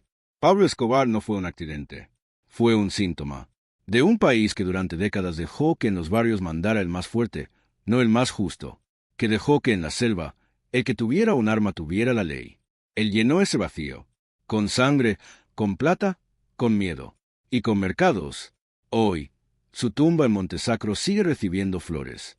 Anónimas, campesinos, viejos, gente pobre, no celebran al asesino. Agradecen al hombre que una vez les mandó un médico cuando el hospital no llegó. Esa contradicción es Colombia. Un país capaz de amar y odiar al mismo hombre, de condenarlo y extrañarlo, de querer olvidar y no poder. Por eso la historia no cierra. Porque cada vez que un niño en Tumaco siembra coca porque no hay otro cultivo que pague, Pablo gana. Cada vez que un político recibe dinero sucio para una campaña, Pablo gana. Cada vez que un turista compra la camiseta, Pablo gana. La única forma de que pierda es con memoria, con verdad, con justicia, con oportunidades, con un Estado que llegue antes que el narco, con escuelas que valgan más que una moto y una pistola. El 2 de diciembre de 1993, Pablo murió en un tejado, pero su pregunta sigue viva, caminando por las calles de Medellín, de Colombia, de América Latina. ¿Qué estás dispuesto a hacer cuando tienes hambre y el único que te ofrece comida es el diablo? Mientras no respondamos eso como sociedad, el patrón, de alguna forma, seguirá vivo. 3 de diciembre de 1993. 8 de la mañana Medellín amanece distinta. No suenan disparos. No hay caravanas de motos. No hay radios gritando el patrón escapó. Hay un silencio raro, espeso, como el que queda después de un terremoto. La noticia ya la sabe todo el mundo. Pablo Emilio Escobar Gaviria está muerto. Cayó en un tejado de Los Olivos. Descalzo. 3 tiros. 1 de gracia. La foto está en todos los periódicos. La del cuerpo sobre las tejas rojas, con sangre en la camisa y la policía sonriendo alrededor. Para el gobierno de César Gaviria es la victoria.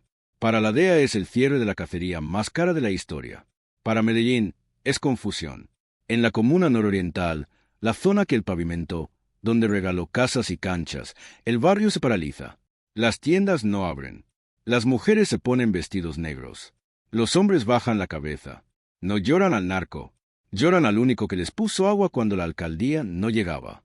Un viejo dice frente a una cámara de caracol: nosotros no sabemos de cocaína. Sabemos que él nos dio techo. ¿Eso es malo?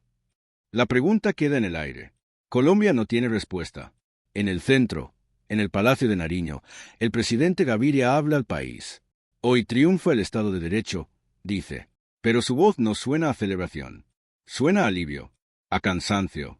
En 10 años, el Estado perdió 4 jueces de la Corte Suprema, un candidato presidencial, un ministro de Justicia, un procurador, 200 jueces menores, 3.000 policías y 107 civiles en un solo avión. El precio de cazar a un hombre fue una generación. En Washington, Bill Clinton respira. La extradición, el TLC, la imagen de Colombia. Todo era más fácil sin Pablo. La DEA brinda con café malo. El director dice: se acabó el capítulo 1. Ahora viene el 2. Porque saben lo que Medellín aún no entiende. Matar al rey no destruye el reino. Solo lo deja sin corona. En la calle 79, donde cayó, los vecinos no pueden dormir. La policía puso cinta amarilla. Pero la gente se salta la cinta. Tocan las tejas. Recogen sangre seca con algodones. Para unos es morbo. Para otros, reliquia. Una señora guarda un pedazo de teja en una caja. Dice que es para el nieto, para que sepa que aquí cayó un diablo. Esa misma tarde, el cuerpo llega a medicina legal. No hay autopsia pública. Hay fotos. Muchas. El coronel Hugo Aguilar, el que disparó, posa con el cadáver. Sonríe. Levanta el pulgar. Años después, esa foto lo perseguirá. Lo acusarán de vínculos con paramilitares. El héroe de hoy será el villano de mañana. Colombia es así. Nadie sale limpio de la guerra. La familia de Pablo está rota. María Victoria Henao, su esposa, está escondida con sus 2 hijos en el Hotel Tequendama en Bogotá. No puede salir. Afuera, periodistas, curiosos, enemigos. Juan Pablo, de 16 años, tiene que reconocer el cuerpo. Entra a la morgue. Lo ve. Su papá, el que le construyó un zoológico, el que lo llevaba a Disney. Ahora está frío, con un tiro en la oreja. Juan Pablo no llora. Solo dice: es él. Y sale. Ese día deja de ser Juan Pablo Escobar.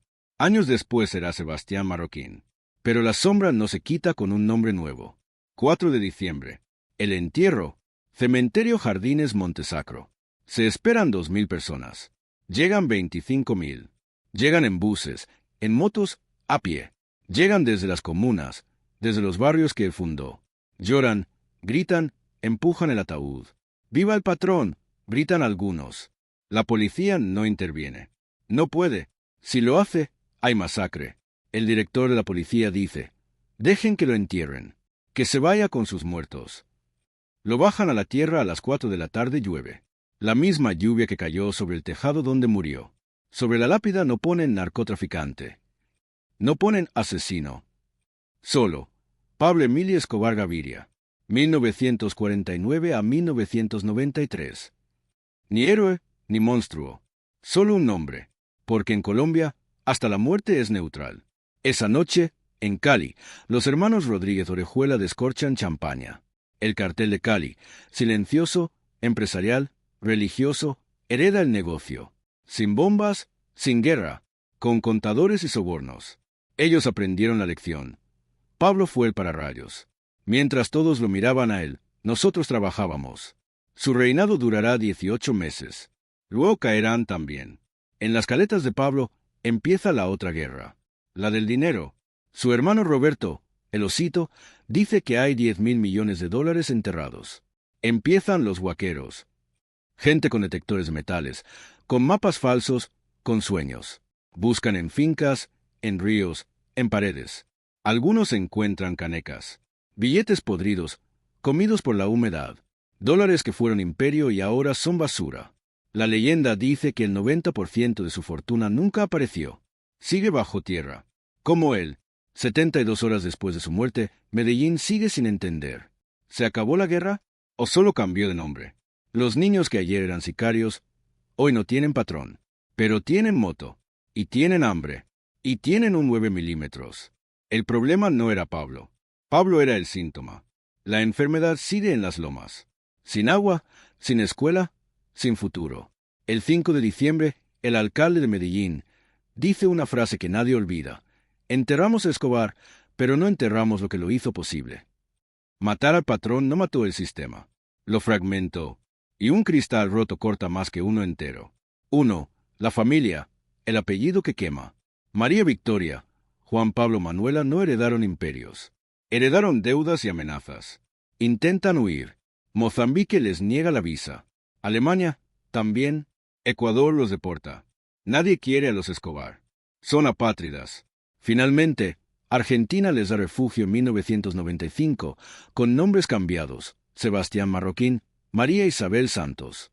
Pero la paz no llega. En 1999, los arrestan en Buenos Aires. Lavado de dinero. Pasan 15 meses presos. Salen libres. Pero el daño está hecho. Manuela, la niña que tuvo un unicornio real, crece con depresión, con ataques de pánico. No da entrevistas. Nunca. Juan Pablo escribe libros, pide perdón, se reúne con hijos de las víctimas de su padre. Dice: yo no soy mi papá, pero cargo su cruz. Cada vez que da una charla, alguien le grita asesino.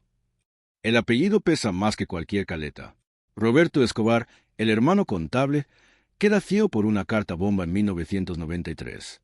Desde su casa en Medellín, cuida la tumba y vende tours. Pablo Tour, $30. Vende relojes, gafas, hasta calzoncillos con la cara de su hermano. Para unos es emprendimiento, para otros, profanación.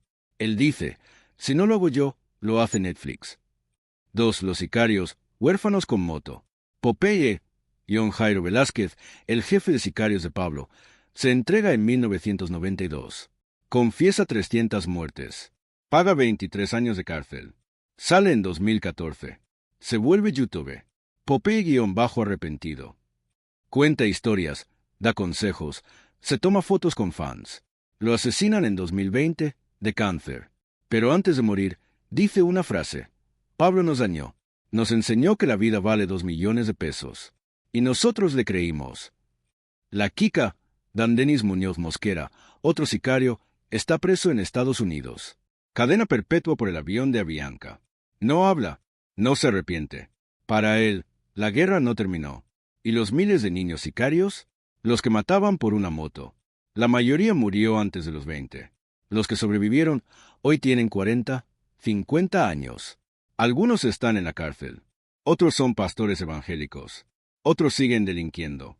La Comuna 13, donde Pablo reclutaba, hoy tiene grafitis de paz. Pero en las esquinas, la memoria es larga. Un sicario dice: don Pablo nos dio poder 5 minutos. El Estado nos ignoró toda la vida. ¿Quién es peor? La pregunta duele, porque tiene parte de verdad.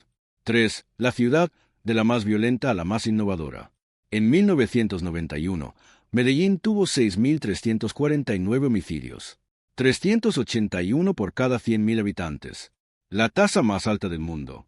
En 2023, tuvo 15 por cada 100.000. ¿Cómo pasó? No fue magia, fue vergüenza. Tras la muerte de Pablo, la ciudad tocó fondo. Los empresarios, la alcaldía, la academia, dijeron: o cambiamos o nos morimos. Invirtieron en lo que Pablo nunca entendió: educación y espacio público. Bibliotecas en las lomas. Metrocable que une las comunas con el centro. Escaleras eléctricas en la Comuna 13. Parques biblioteca donde antes había plazas de vicio. La idea era simple: si el Estado llega primero que el narco no nace. En 2013, Medellín ganó el premio Ciudad Más Innovadora del Mundo. Del Wall Street Journal. La misma ciudad que Pablo incendió. Los turistas llegan. Hacen el Pablo Tour, sí, pero también suben al Metrocable, se toman fotos en el Parque Botero. La ciudad usa su pasado oscuro para iluminar su presente. Pero la cicatriz queda. En el edificio Mónaco, donde vivía Pablo, que el gobierno demolió en 2019 para construir un parque de memoria a las víctimas. Porque durante años era lugar de peregrinación. Turistas se tomaban selfies. Los alcaldes dijeron basta. Lo tumbaron. En su lugar hay un muro con 46.612 nombres. Víctimas de narcotráfico. Para que nadie olvide el precio. 4. El negocio, el fantasma que no muere. Pablo movía 15 toneladas al mes. Hoy, Colombia produce 1.738 toneladas al año, según la ONU en 2023. El récord histórico. ¿Murió el negocio? No. Se democratizó. Ya no hay un patrón. Hay cientos de patroncitos. Disidencias de las FARC, Clan del Golfo, carteles mexicanos. Más pequeños, más violentos, más difíciles de rastrear. La diferencia, ya no ponen bombas en Bogotá. Compran senadores. Lavan en criptomonedas. Invierten en aguacates. El narco se volvió empresa. Aprendió de los errores de Pablo. No pelees con el Estado. Hazte Estado. Y Estados Unidos sigue consumiendo. 97.000 muertos por sobredosis en 2022.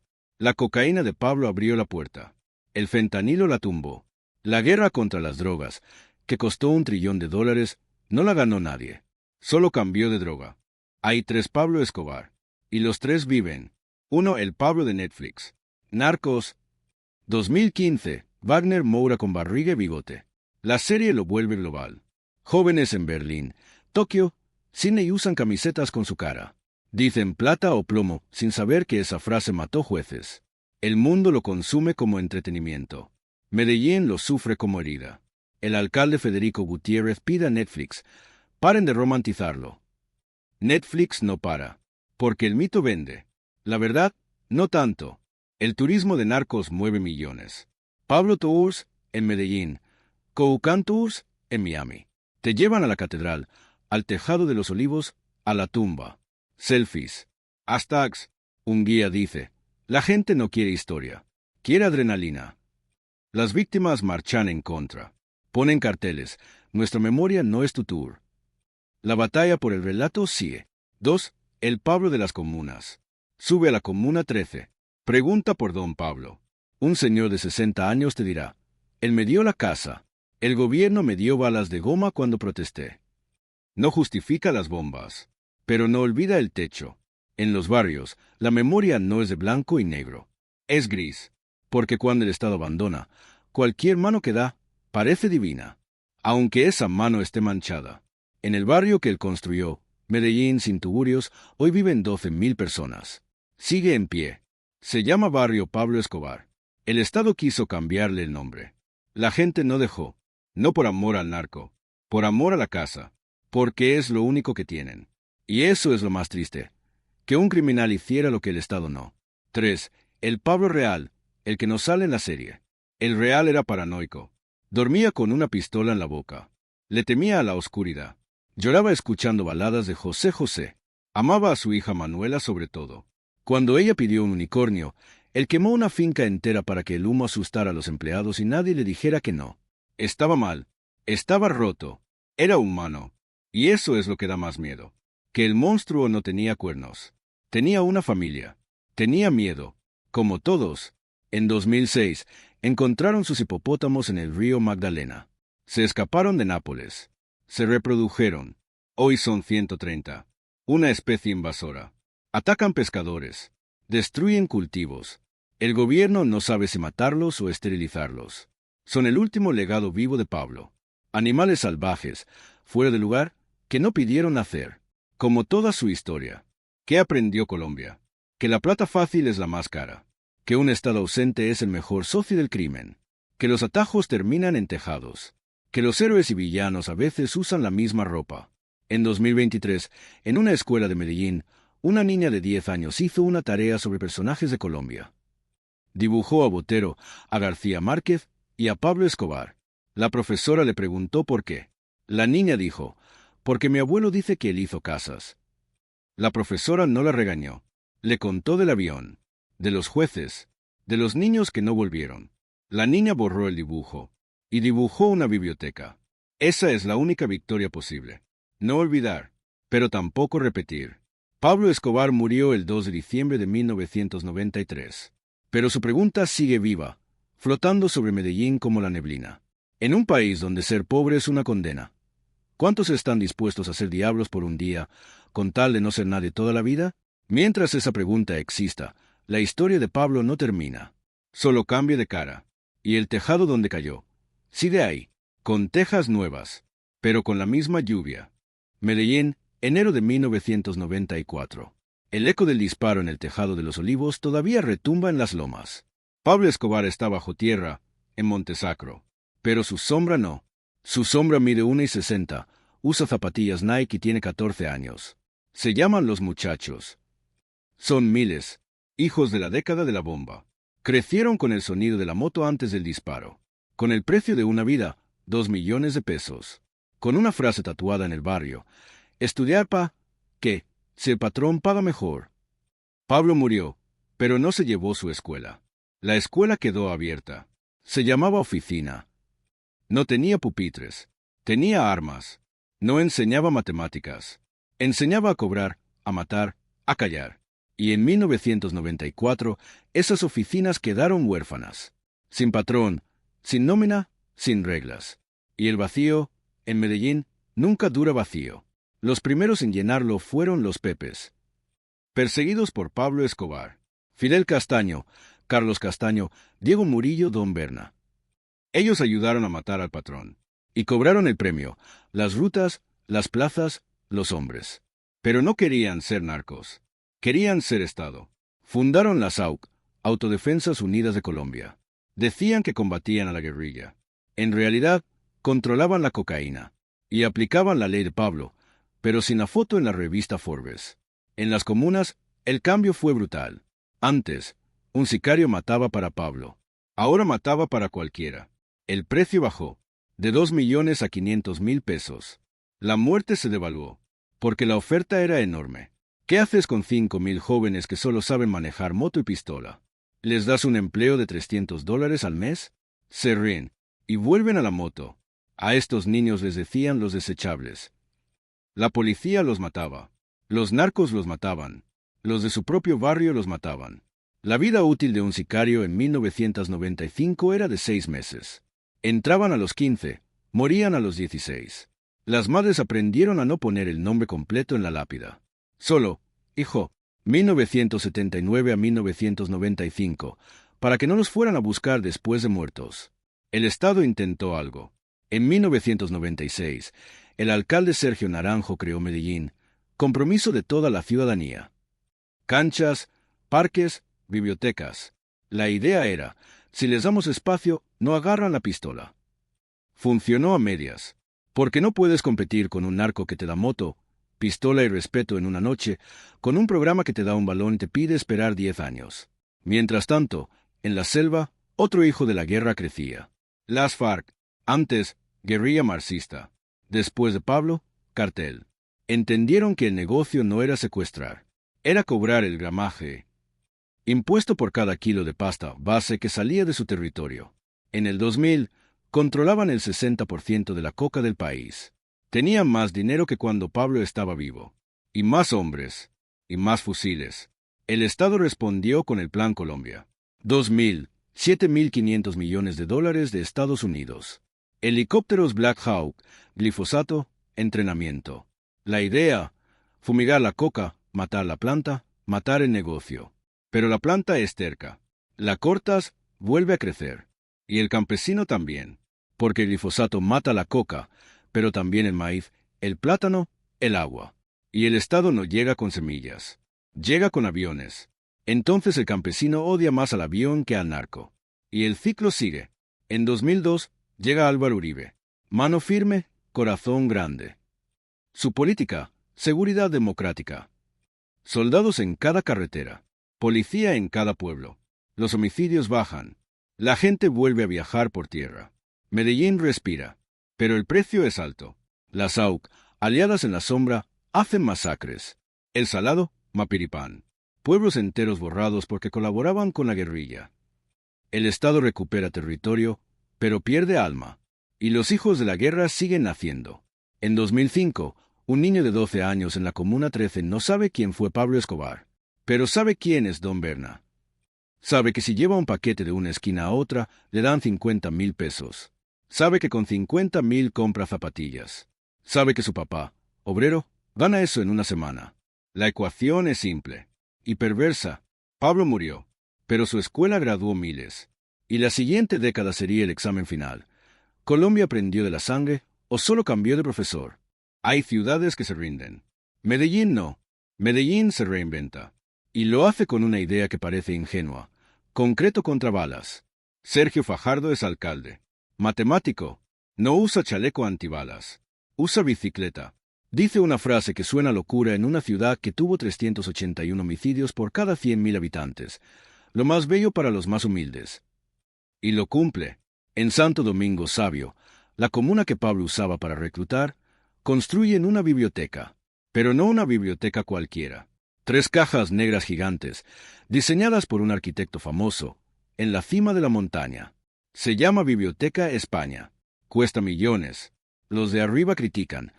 ¿Para qué libros si no hay comida? Los de abajo lloran cuando la ven. Porque por primera vez, el Estado no manda un tanque. Manda un edificio que dice, ustedes importan. Luego llega el Metrocable. 2004. Una línea de teleférico que conecta las lomas con el metro. Antes, bajar a la Comuna 1 al centro tomaba 2 horas en bus. Ahora toma 15 minutos. Parece transporte. Es revolución. Porque el pobre ya no está aislado. Ya no está encerrado. Puede ir a trabajar, a estudiar, a ver cine. La ciudad se une. Literalmente. Después, las escaleras eléctricas en la Comuna 13. 2011. En una loma donde antes los jóvenes subían 350 escalones para ir a casa, ahora hay escaleras mecánicas. Naranja, iluminadas. Los turistas llegan. Los grafiteros pintan. Donde hubo tiros, hay hip hop. Donde hubo fronteras invisibles entre combos, ahora hay bailarines. De las balas a las baladas, dice un mural. ¿Funciona? Los números dicen que sí. 2002. 3.721 homicidios en Medellín. 2015. 495. De ser la ciudad más violenta del mundo a ser la más innovadora, según el Wall Street Journal en 2013. El mundo aplaude. Los alcaldes van a dar charlas a Harvard. Pero en las calles, la historia es más gris. Porque el crimen no desapareció. Se transformó. Don Berna es extraditado en 2008. Pero sus oficinas quedan. Ahora se llaman combos. Ya no matan por orden de un capo. Matan por territorio. Por un punto de droga. Por un vacuna, extorsión, a un bus. La violencia es de baja intensidad, pero constante. No hay carros bomba. Hay gota a gota. El préstamo que te quiebra. El niño que no puede cruzar la calle porque es de otro combo. Y la coca sigue, lejos de Medellín, pero viva, en el Catatumbo, en Nariño, en el Cauca, donde no hay metrocable, donde no hay biblioteca, donde el único que llega es el narco con semillas y el ejército con glifosato. El campesino siembra coca no porque quiera, sino porque el kilo de cacao paga $2 y el de pasta base paga 800. El mercado gana. Siempre, en 2016, algo histórico pasa. El gobierno de Juan Manuel Santos firma la paz con las FARC. Después de 52 años de guerra, 260.000 muertos, 7 millones de desplazados. El acuerdo tiene un punto clave: soluciona el problema de las drogas ilícitas. La idea: sustituir cultivos, darle al campesino créditos, carreteras, mercados, para que no tenga que sembrar coca. El mundo aplaude otra vez. Santos gana el Nobel de Paz. Pero en el monte, la cosa es distinta. Las FARC se van, y el vacío lo llenan otros. Disidencias, ELN, Clan del Golfo. La coca no baja. Sube. En 2017, récord. 171.000 hectáreas sembradas. Más que con Pablo. Más que nunca. ¿Por qué? Porque el Estado firmó la paz, pero no llegó. El contrato decía carreteras. El campesino sigue sacando la coca en mula. Decía mercados. El cacao se pudre porque no hay quien lo compre. Entonces el narco vuelve, con plata en mano. Y el campesino, que tiene hijos, elige comer. Medellín cambió. Sí, es ejemplo mundial. Sí, pero Colombia no. Colombia sigue partida. Una parte con escaleras eléctricas. Otra parte con minas antipersona. Y en el medio, 50 millones de personas tratando de entender cómo un país que mató a Pablo Escobar 23 años después produce el doble de cocaína. La generación que nació cuando Pablo murió hoy tiene 30 años. No vivió las bombas. Vivió Narcos en Netflix. Para ellos, Pablo es un personaje, no un trauma. Y eso asusta, porque cuando olvidas el dolor, repites el error. 30 años sin Pablo. Medellín tiene turistas. Tiene grafitis. Tiene Pablo Tours que la alcaldía intenta prohibir. Tiene una frase nueva, no más narconovelas. Pero Netflix saca Griselda. Y el mundo vuelve a mirar. ¿Qué queda de la guerra? 1. Los hipopótamos. Hacienda Nápoles. El zoológico de Pablo. Cuando murió, los animales se quedaron. Los elefantes murieron. Las jirafas también. Pero los hipopótamos no. Se escaparon. Nadaron por el río Magdalena. Se reprodujeron. Hoy son 169. Especie invasora. Atacan pescadores. Destruyen ecosistemas. El gobierno debate. ¿Los matamos? ¿Los esterilizamos? ¿Los llevamos a India? Son el último legado vivo de Pablo. Gordo, salvaje, incontrolable. La metáfora perfecta. Matas al hombre, pero el daño se reproduce solo. 2. Las víctimas que no salen en Netflix. Doña Fabiola Lalinde. Su hijo Luis Fernando fue desaparecido por el ejército en 1984, acusado de ser del M-19. Ella lo buscó 36 años. Lo encontró en una fosa común en 2021. Murió en 2022, sin justicia completa. Como ella, 121.768 familias buscan desaparecidos en Colombia. La guerra de Pablo se mezcló con la guerra de la guerrilla, con la de los Parás. Al final, todos usaron la misma tierra para enterrar. Lisandro, 52 años, ex policía, sobrevivió a un carro bomba en 1989. Perdió una pierna. El Estado le da una pensión de $400. Los medicamentos le cuestan 500. Vende dulces en los buses. Cuando ve una camiseta de Pablo, se baja. No dice nada. Solo se baja. 3. Los hijos que rompieron el círculo. Jason, 28 años. Nació en la Comuna 13. Su papá fue sicario de Pablo. Murió en 1995. Su tío también. Jason creció con esa herencia. Tu papá fue bravo. A los 14, un combo lo buscó. Le ofreció moto. Dijo no. Se metió a Casa Colacho, una escuela de hip hop. Hoy es guía turístico. Muestra los grafitis. Cuenta la historia. Pero no la de Pablo. La de su mamá, que lavó ropa ajena para que él estudiara. Dice, el patrón me quitó a mi papá, pero no me va a quitar a mi hijo. Como Jason, miles. La generación que decidió que el ciclo termina con ellos. Que ser hijo de no es destino. Que la pobreza no es excusa. Son pocos, pero son ruido. Y el ruido, en Medellín, ahora es música. 4. El negocio que no muere. 2023. Colombia produce 1.738 toneladas de cocaína.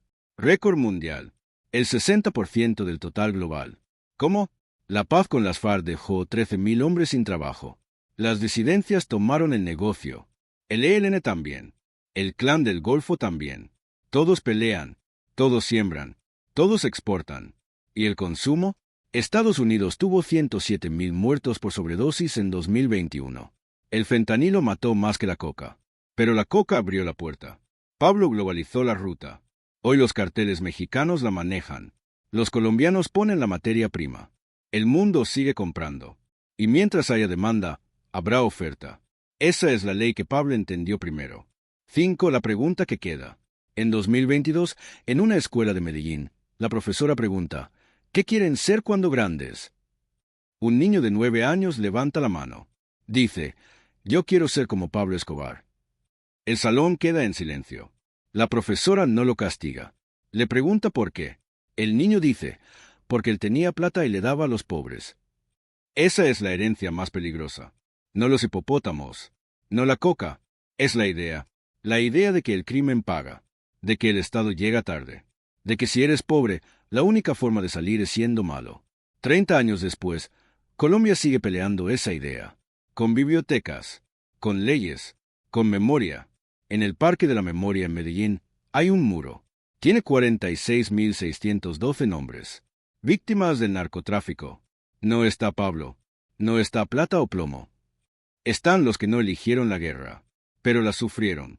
Al lado del muro hay un espejo. Te miras, y detrás de ti lees una frase, para que no se repita. Pablo Escobar murió en un tejado, pero su pregunta sigue viva. ¿Qué haces cuando el único que te ofrece futuro es el crimen? Mientras Colombia no responda a eso con escuelas, con empleo, con justicia, la parte 8 de esta historia la escribirá otro. Con otro nombre, con otra cara, pero con el mismo guión. Y Medellín, que se negó a morir, lo sabe.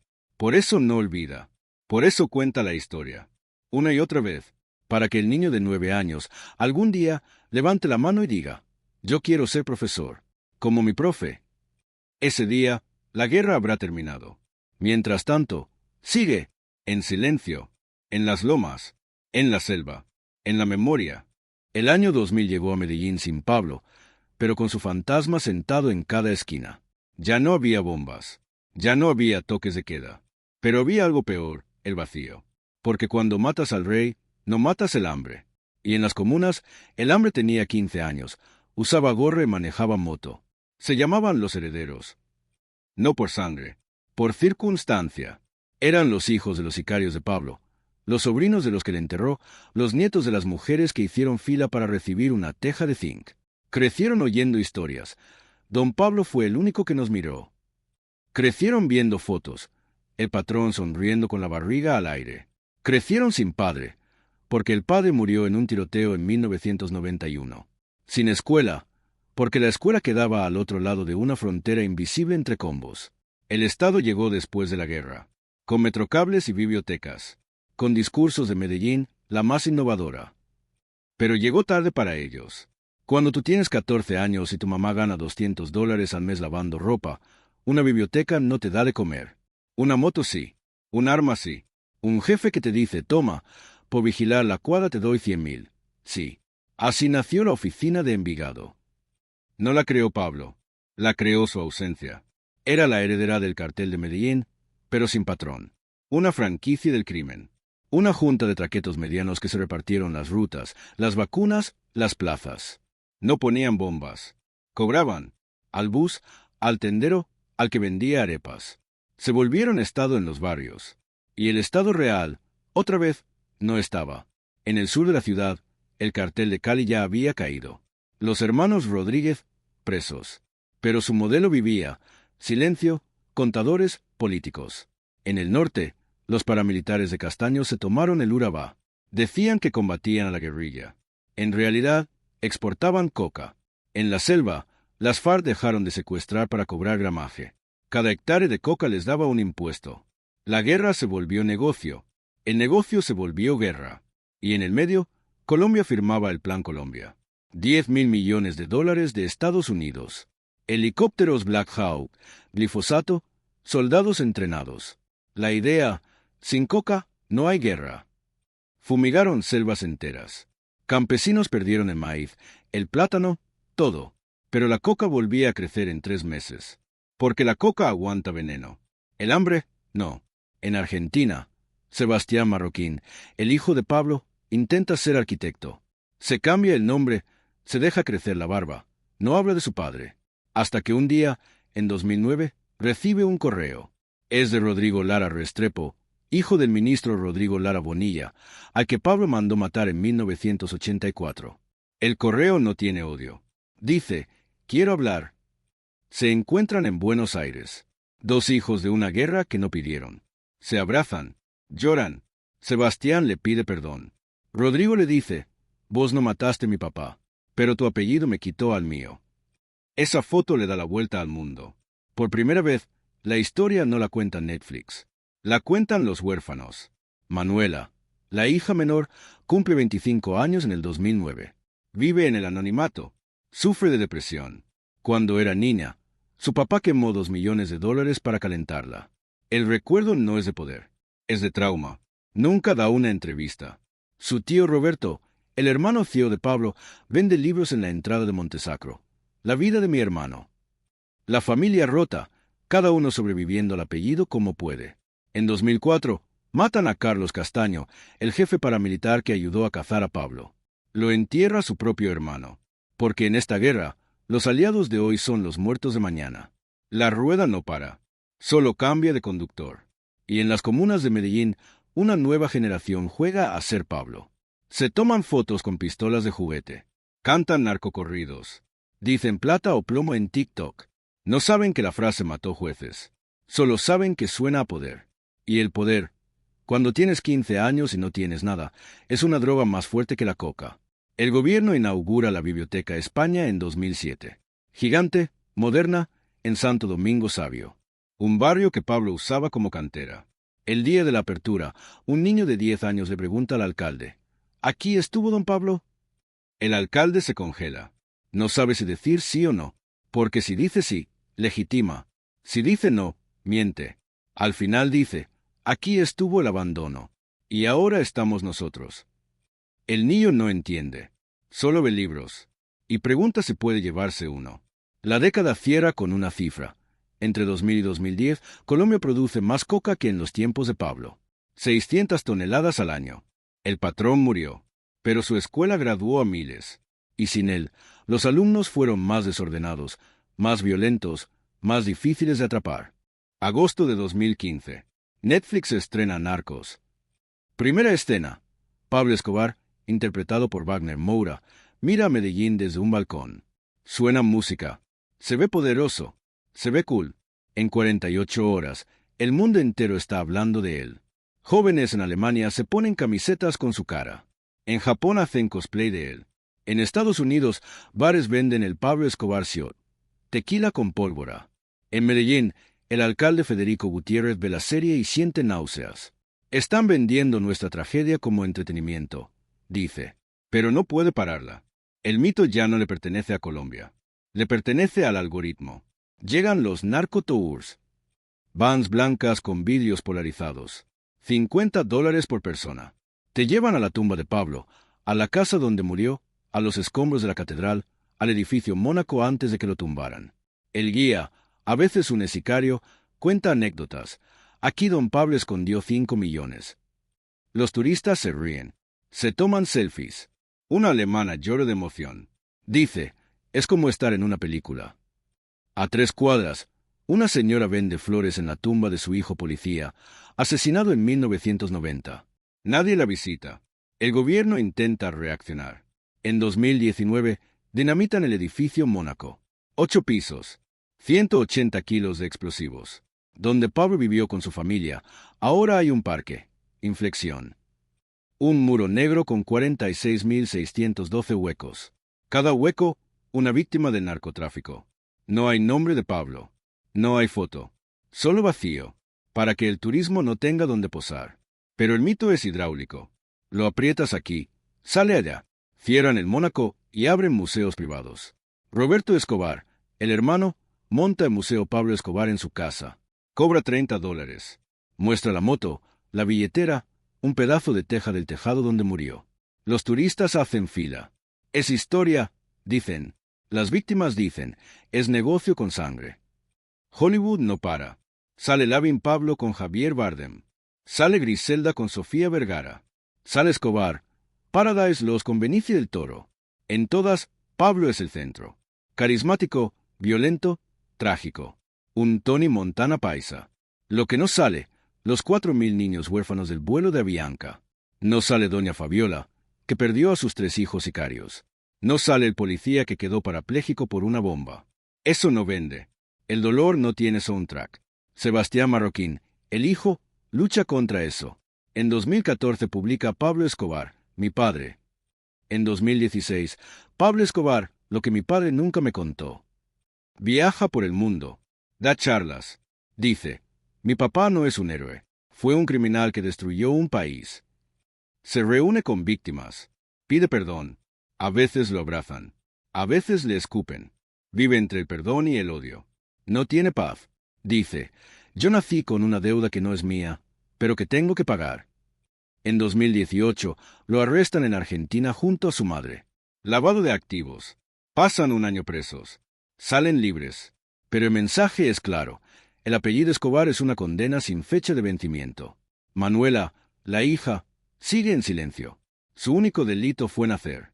Pero en Colombia, eso a veces basta. Mientras el mundo romantiza, Colombia intenta recordar. En 2013, se crea el Centro Nacional de Memoria Histórica. Documenta 262.197 muertos del conflicto. De esos, 46.612 son por el narcotráfico. Pablo no los mató a todos, pero encendió la mecha. Su modelo, plata o plomo, terror como negociación, el Estado como enemigo, lo copiaron todos, paramilitares, guerrillas, bandas. Él fue el profesor. Y la clase sigue. En 2016, Colombia firma la paz con las FARC. El acuerdo incluye sustitución de cultivos. Darle al campesino cacao en vez de coca. Pero en Tumaco, en el Catatumbo, los campesinos dicen, el cacao me da $300 al año. La coca, 3,000. ¿Usted qué haría si sus hijos tienen hambre? La paz no llega con firmas. Llega con oportunidades. Y esas van lento. Ese mismo año, encuentran a los hipopótamos de Pablo. Ya no son 4. Son 169. Viven libres en el Magdalena Medio. Atacan pescadores. Destruyen cultivos. Son especie invasora. El gobierno debate. ¿Matarlos? ¿Esterilizarlos? Los ambientalistas protestan. Los campesinos piden bala. Son el símbolo perfecto, un capricho de Pablo que se volvió problema de Estado. Que se reproduce solo. Que nadie sabe cómo parar. La década cierra con una ironía. Medellín es elegida la ciudad más innovadora del mundo en 2013 por el Wall Street Journal. Tiene metrocables, escaleras eléctricas, startups. El turismo crece 300%. Pero en Google, si escribes Medellín, la primera sugerencia sigue siendo Medellín Pablo Escobar. El mito pesa más que el metro. Pandemia. El mundo se encierra. Pero en Colombia, la coca no hace cuarentena. Sube. 204,000 hectáreas sembradas. Récord histórico. ¿Por qué? Porque cuando el Estado se encierra, el narco trabaja. Porque cuando hay hambre, la mata ilegal es salario. Hoy, 30 años después de la muerte de Pablo, los niños de las comunas ya no dicen que quieren ser como él. Dicen que quieren ser influencers. Pero el camino es parecido. Moto, ropa de marca, pistola en Instagram. Cambió el uniforme, no el sueño, salir de pobre rápido. Porque la pobreza sigue siendo una condena lenta. En 2022, eligen a Gustavo Petro, primer presidente de izquierda en Colombia. Es guerrillero del M-19, el mismo grupo que se tomó el Palacio de Justicia con plata de Pablo en 1985. La historia es circular. Petro propone paz total. Negociar con todos. ELN, disidencias, Clan del Golfo. Cambiar balas por justicia. Cambiar coca por inversión. Los críticos dicen, eso es rendirse. Los campesinos dicen, eso es lo que Pablo nunca dejó que hicieran, hablar. Porque esa es la gran herencia de Pablo. Le enseñó al país a hablar con bombas, a negociar con muertos. Y romper ese ciclo cuesta más que matar a un capo. Cuesta cambiar la cultura. En 2023, van a Montesacro. La tumba de Pablo sigue ahí. Sencilla, mármol blanco. Siempre tiene flores frescas. Nadie sabe quién las pone. El celador dice que en la madrugada ve señoras viejas de Ruana que rezan y se van. No son fans. Son deudoras. Mujeres a las que él les dio una casa en 1984. Y la gratitud, en Colombia, no entiende de justicia. Solo de techo. A unos metros, está la tumba de Luis Carlos Galán, el candidato que Pablo mandó matar en 1989. También tiene flores. Lo visitan estudiantes. Políticos. La memoria está partida. Como el país. En la Hacienda Nápoles, ahora es parque temático de la paz. Los niños se bañan en piscinas donde antes había hipopótamos. Donde Pablo planeaba rutas, ahora hay toboganes. ¿Ironía? ¿Victoria? Nadie sabe. Pero el cartel de entrada ya no dice propiedad de Pablo Escobar. Dice, aquí no se cultiva odio. ¿Y el negocio?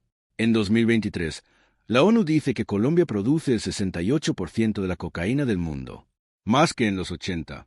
Pero ya no hay un Pablo. Hay 1,000 Pablitos. Más pequeños, más violentos, más invisibles. No salen en Netflix. No dan entrevistas. Matan y callan. El narco aprendió. El mejor capo es el que nadie conoce.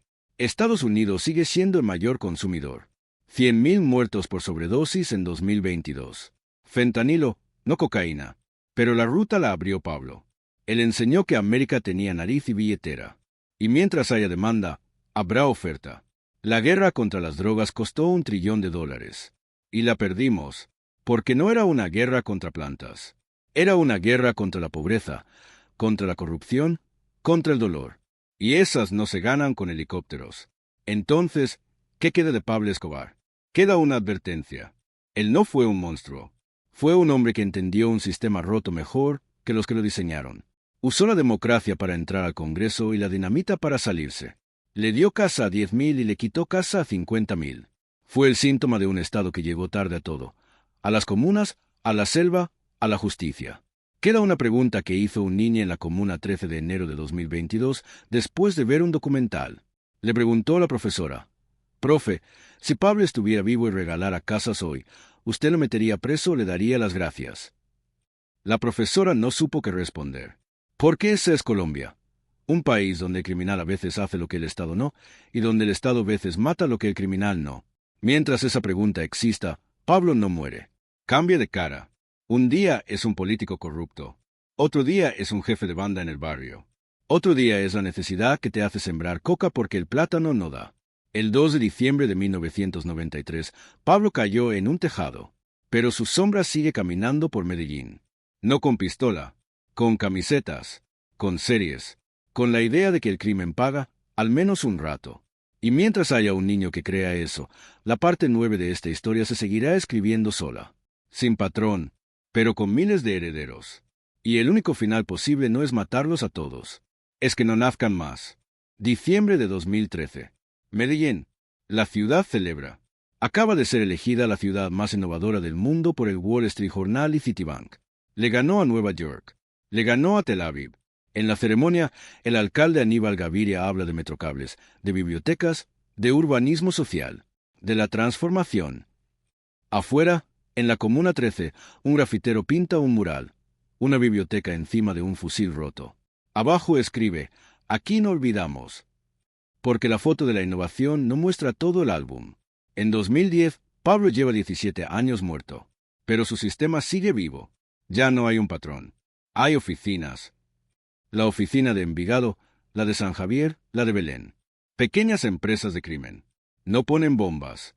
Cobran vacunas. 5.000 pesos al bus, 20.000 a la tienda, 100.000 al constructor. Si no pagas, te queman el negocio. Si hablas, te matan.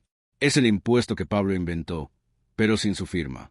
Sin su cara en Forbes. Invisible. Y por eso, más difícil de pelear.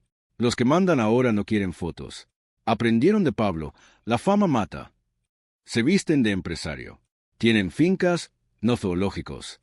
Lavan en criptomonedas, no en hipódromos. Unos se llaman los urabeños. Otros, la oficina. Otros, los Pacelli. El nombre da igual. El método es el mismo. Control territorial. En los barrios, ellos son la ley. Resuelven peleas de vecinos. Prestan para el entierro. Matan al ladrón. El Estado llega después, con un papel, cuando ya todo pasó. Y los que pagan el precio son los mismos de siempre, los que no salieron en la foto de Pablo. Doña Luz Marina, 58 años. Vivía en la Comuna 8. En 1992, un carro bomba de Pablo mató a su esposo policía. Le dieron una bandera y 500.000 pesos. Honor a la patria, le dijeron. Con eso no pagó el arriendo. Sus 3 hijos crecieron sin papá. El mayor se volvió sicario en 2002. Lo mataron en 2004. El del medio se metió a la policía para vengar. Lo mataron en 2010 en el Catatumbo. El menor, de 19 años en 2013, maneja moto para una oficina. Doña Luz Marina va a misa todos los días. Le pide a Dios que no se lo lleven. Dice: «Pablo me quitó 3 veces. Y yo ni lo conocí». John Jairo, 34 años. Es sicario de la oficina de Envigado. Empezó a los 14, en 1994. Mató por primera vez por un PlayStation. Su jefe le dijo: «Si lo haces, es tuyo». Lo hizo. Después vinieron 17 más. Cayó preso en 2008. Salió en 2016. Ahora vende arepas. Tiene 2 tiros en la pierna. No duerme. Sueña con caras. No sabe los nombres, pero ve los ojos. Dice: «Yo no era malo. Yo tenía hambre». En su barrio, los niños le dicen profe porque les enseña a no agarrar la moto. «Esa moto es el diablo», les dice. Algunos le hacen caso. Otros no. En los de pasar y reza. Marta, 41 años. Campesina del Catatumbo. En 1995, la guerrilla le dijo: «Siembre coca o se va». Sembró. En 2000, los parás llegaron: «Páguenos impuesto o se muere». Pagó. En 2005, el ejército fumigó con glifosato. Esto es para su bien. Perdió el maíz, el plátano y la coca. En 2010 volvió a sembrar coca. No por gusto, porque el banco no le presta, la carretera no llega y sus 2 hijos comen todos los días. En 2016 firmaron la paz, le prometieron cacao, le dieron un folleto. En 2018 el cacao se pudrió porque no había quien lo comprara. Volvió a la coca. Cuando le preguntan por Pablo Escobar, dice: no sé quién es, pero si él viviera, al menos me compraba la hoja de una vez. No lo dice por amor, lo dice por abandono. Estos 3 no salen en Narcos. No tienen serie, no tienen camiseta, pero son la herencia real, la que no se ve en el Metrocable, la que vive en la gotera. Pablo murió en 1993, pero en 2013 su sistema graduó a otra promoción, y el Estado, otra vez, llegó tarde al grado. 26 de septiembre de 2016. Cartagena, Sol, Juan Manuel Santos y Rodrigo Londoño, Timochenko, jefe de las FARC, firman la paz, con un balígrafo, una bala hecha bolígrafo. El mundo aplaude. Santos gana el Nobel. Después de 52 años, 260.000 muertos, 7 millones de desplazados, la guerrilla más vieja de América entrega los fusiles. El punto 4 del acuerdo se llama Solución al problema de las drogas ilícitas. Suena bonito. Dice: sustitución voluntaria de cultivos. El campesino deja la coca. El Estado le da proyectos productivos, carreteras, salud. La idea es romper el ciclo que Pablo globalizó. Campesino pobre, coca, narco, violencia. En el papel, es perfecto. En el monte, es otra cosa. Tumaco, Nariño, 2017. Aquí se produce el 30% de la coca de Colombia. Aquí no hay Estado. Hay disidencias de las FARC que no firmaron, hay ELN, hay Clan del Golfo. Todos pelean la hoja. El acuerdo dice: si erradicas voluntariamente, te damos 12 millones de pesos por familia. 5.000 familias firman. Arrancan la mata. Esperan. Pasa un año. La plata no llega. El cacao que sembraron no tiene comprador. El banco no les presta porque están en zona roja. ¿Qué hacen? Vuelven a sembrar. Porque el narco sí paga. En efectivo. El día que entrega. Y no pide fiador. El líder que reclama, lo matan. Entre 2016 y 2022, asesinan a 1.400 líderes sociales en Colombia. La mayoría, en zonas cocaleras. Matan al que pide carretera. Matan al que pide escuela. Porque la carretera le daña el negocio al narco. Y la escuela le quita el soldado. La paz firmada en Cartagena no llegó a Tumaco. Se quedó en el papel. Briceño, Antioquia. 2015. Aquí hacen un piloto. El gobierno y las FARC, juntos, le dicen al campesino: deja la coca, te damos café. Funciona. Por 2 años. Hay esperanza. Salen fotos. Luego el gobierno cambia. El nuevo dice: eso era de Santos. Quita la plata. El proyecto muere. El campesino vuelve a la coca. Y dice: nos usaron para la foto. La desconfianza que Pablo alimentó con el Estado no sirve. Vuelve a crecer. Mientras tanto, en las ciudades, la paz tiene otro rostro. Medellín recibe a desmovilizados de las FARC. Jóvenes que dejaron el fusil. Llegan a barrios donde mandan los combos. El combo les dice: aquí no hay paz. Aquí hay plaza. O trabajas con nosotros o te vas. Algunos vuelven al monte. Otros se mueren. La paz no tiene escoltas en la cuadra. Y el negocio cambia de dueño, pero no de lógica. Ya no está Pablo. Ya no están los Rodríguez. Ahora están Otoniel, jefe del Clan del Golfo, hasta que lo capturan en 2021. Está Iván Mordisco, disidente de las FARC. Está el ELN. Todos aprendieron de Pablo: no pelees con el Estado de frente. Compra al alcalde, al policía, al juez. La plata sin plomo es mejor negocio. En 2021, la ONU da la cifra. Colombia produce 1.400 toneladas de cocaína al año. Récord histórico. Más del doble que en la época de Pablo. ¿Cómo? Si él está muerto y hubo paz. Porque la guerra no era contra un hombre. Era contra un mercado. Y el mercado no murió. Se mudó. Se hizo pequeño. Se hizo local. Se hizo político. En 2018, eligen a Iván Duque. El que dijo Uribe. Su política: volver a la fumigación con glifosato. Sin coca no hay narco. Estados Unidos aplaude. Los campesinos marchan. Dicen: nos van a matar el plátano otra vez. La Corte Constitucional frena la fumigación. Duque se queda sin plan. El narco no. Y en el norte, el consumo explota. Estados Unidos. 107.000 muertos por sobredosis en 2021.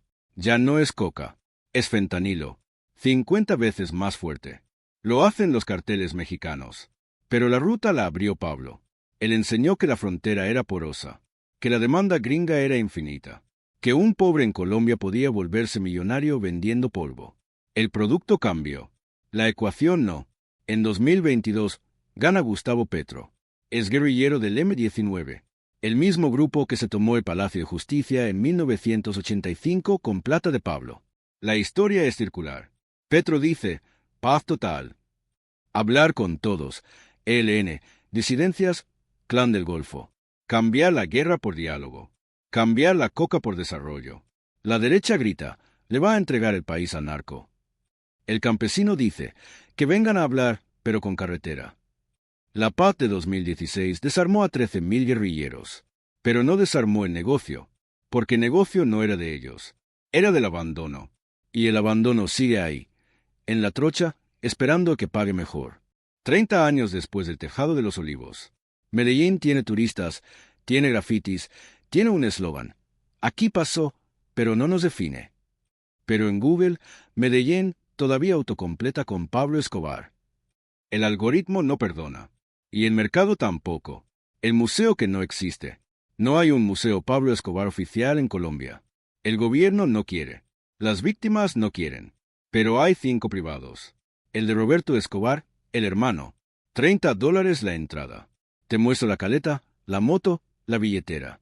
Te cuenta que Pablo fue un incomprendido. Los turistas salen felices. En TripAdvisor le ponen 5 estrellas. Increíble experiencia.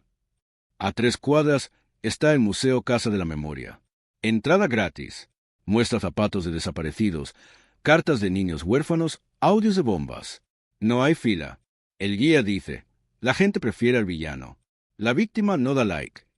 Esa es la batalla. ¿Quién cuenta la historia? Y por ahora, la cuenta Netflix. Los hipopótamos siguen vivos. Ya son 169. Están en el Magdalena Medio. Pesan 3 toneladas. Atacan lanchas. Se comen los cultivos. El gobierno declara especie invasora. Quiere matarlos. Los animalistas protestan. Son seres vivos, dicen. El campesino dice, a mí me importa mi vaca, no el hipopótamo de Pablo. En 2023, castran a 24. Faltan 145. Se reproducen más rápido que la justicia. Son el último chiste cruel de Pablo. Un problema que dejó, que nadie sabe cómo resolver y que crece solo. La familia. Sebastián Marroquín vive en Argentina. Da charlas en universidades. Dice, no hereden el odio. En 2023, se reúne con el hijo de Luis Carlos Galán, el candidato que su padre mató. Se abrazan. La foto es viral. Algunos aplauden. Reconciliación. Otros escupen. Show. Él no tiene paz. Dice, cada día me levanto a pedir perdón por un crimen que no cometí. Manuela, la hija menor, cumple 39 años. Nadie sabe dónde vive. No tiene redes. Su último registro es de 1999. El trauma la borró del mundo. Su delito fue nacer. Y en Colombia, a veces, eso basta para cadena perpetua. María Victoria, la viuda, publicó un libro en 2018, Mi vida en mi cárcel con Pablo Escobar. Cuenta que vivía con miedo, que él le pegaba, que la encerraba, que ella era prisionera del patrón. Muchos no le creen. Dicen, gozó la plata. Ella dice, gocé el terror. La verdad, como todo con Pablo, está en la mitad. Y duele. El barrio que no cambió de nombre. En el noroccidente de Medellín existe Barrio Pablo Escobar. Lo fundó él en 1984. Medellín sin tugurios. 443 casas para los más pobres. Hoy viven 16.000 personas. En 2018, la alcaldía quiso cambiarle el nombre. Hizo consulta. La gente votó no. 90% dijo que se quede. No por amor a Pablo, por amor a la casa. Una señora dijo, si le quitan el nombre, me quitan la escritura. Y yo sin escritura no soy nadie. El Estado, otra vez, llegó tarde. El narco les dio nombre. Y el nombre es propiedad. Y la propiedad es lo único que tienen. La pregunta final. 2024, colegio en Bogotá. Clase de historia. La profesora pregunta, ¿quién fue Pablo Escobar? Un niño de 10 años levanta la mano, el de la serie. Otro dice, el que ayudaba a los pobres. Otro, el que mataba gente. La profesora respira. No sabe por dónde empezar. Porque Pablo no cabe en una definición. No fue héroe. No fue solo villano. Fue un espejo. Y el espejo muestra lo que Colombia no quiere ver. Que en los 80 un criminal construyó más casas que el Ministerio de Vivienda. Que en los 90 mató más jueces que todas las guerras juntas. Que en 2023 su nombre vende más camisetas que el de cualquier presidente. Y entonces la profesora hace lo único que puede hacer. Muestra una foto. No de Pablo, de doña Teresa, la que vende flores en Montesacro. Que perdió a su hijo policía. Que no sale en Netflix. Y les dice a los niños, la historia no es de él, es de ella. Porque ella se quedó. Y él se fue. Pablo Escobar murió el 2 de diciembre de 1993. Pero su herencia no está en la tumba. Está en la pregunta que dejó tirada en el tejado. ¿Qué haces cuando el Estado no llega y el crimen te abre la puerta? Mientras esa pregunta siga sin respuesta, la parte 10 de esta historia la escribirá otro niño, con otra moto, con otro nombre, y Medellín, que aprendió a levantarse, seguirá mirando al cielo cada vez que oiga una moto. No por miedo a Pablo, sino por miedo a que otro Pablo esté naciendo. Y esta vez, no haya tejado donde caerse. Diciembre de 1993. Medellín respira por primera vez en una década. No hay bombas. No hay toques de queda. Pablo Escobar está muerto, en una lápida fría en Jardines Montesacro. El presidente César Gaviria dice, ganamos. Washington aplaude. La prensa imprime titulares de victoria. Pero en una casa de ladrillo en la comuna nororiental, una mujer llamada Gloria apaga el radio. Su hijo, Andrés, 17 años, no volvió anoche. Andrés no era sicario. No era narco. Era mensajero. Llevaba sobres de una oficina a otra por 20,000 pesos. El 2 de diciembre, el día que mataron a Pablo, el combo del barrio se desintegró. Nadie le pagó a Andrés. Preguntó por su plata. Le dieron 3 tiros en una escalera. Gloria no sale en Netflix. No tiene Netflix. Tiene una foto carnet de Andrés en la sala y una deuda con la funeraria. Cuando entierra a su hijo, el cura dice, murió en la guerra. Gloria le grita, ¿cuál guerra? Mi hijo no tenía ejército. Esa es la primera mentira que Colombia se contó, que la muerte de Pablo era el final. No lo era, era el intermedio. Porque mientras el mundo celebraba, en las comunas se libraba otra guerra, silenciosa, sin patrón, pero con miles de patrones. Las oficinas que Pablo dejó, estructuras criminales de barrio, se volvieron franquicias. Ya no respondían a un capo, respondían al hambre. Cobraban la vacuna al bus, a la tienda, al que vendía mangos. Si no pagabas, te quemaban el negocio. Si denunciabas, te mataban. Y si eras policía, te comprabas o te morías. Entre 1994 y 2002, Medellín tuvo 45,000 homicidios. Más que en toda la era Pablo. ¿Cómo? Porque la violencia se democratizó. Ya no era un hombre contra el Estado. Era vecino contra vecino. Niño contra niño. La muerte se volvió rutina. Los periódicos dejaron de publicarla en primera página. Se fue a la sección judicial, chiquita, al lado del horóscopo. El Estado volvió, pero con uniforme. En 2002, con Álvaro Uribe presidente, llega la Operación Orión a la Comuna 13.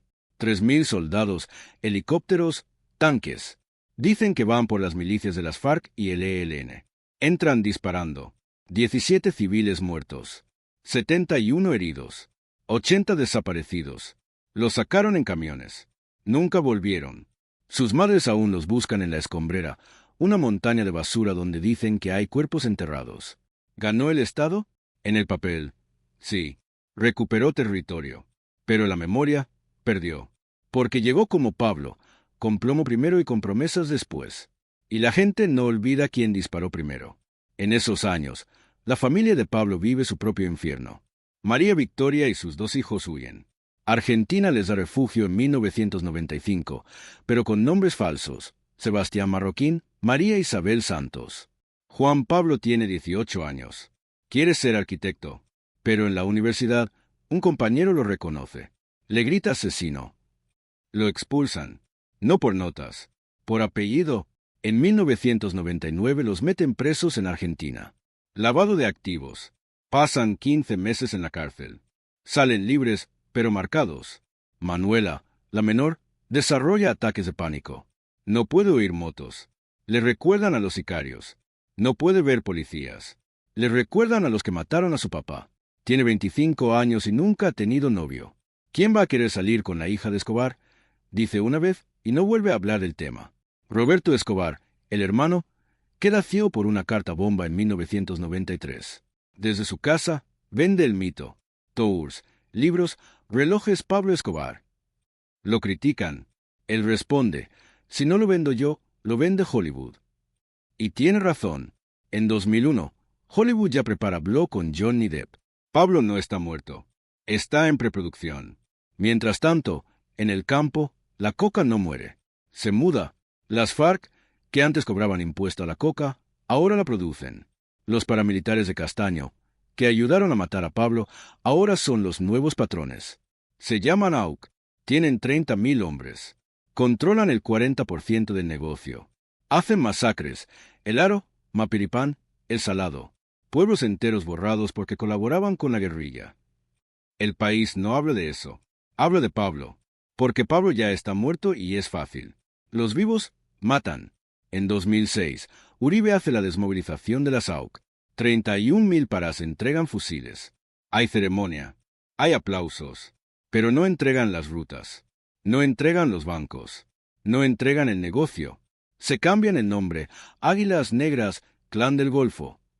La franquicia sigue. El CEO cambia. La empresa no. A finales de 2010, Medellín inaugura el metrocable de la Comuna 13. Turistas suben. Ven grafitis. Comen crema. Abajo, en un callejón, un niño de 13 años cobra la vacuna a una señora que vende empanadas. 5.000 pesos semanales. Si no paga, no vende. La señora paga. Y sigue vendiendo. Y el niño sigue cobrando. Y el metrocable pasa por encima, lleno de turistas tomando fotos. Pablo lleva 17 años muerto. Pero su escuela sigue graduando. Sin él, sin su nombre, solo con su método, el que tiene el fierro, manda. 31 de agosto de 2015. Netflix estrena Narcos. Capítulo 1. Pablo Escobar, con barriga y bigote, dice, ¿plata o plomo? Suena música. Suena cool. En 24 horas, el mundo entero lo conoce. Jóvenes en Estocolmo se ponen camisetas con su cara.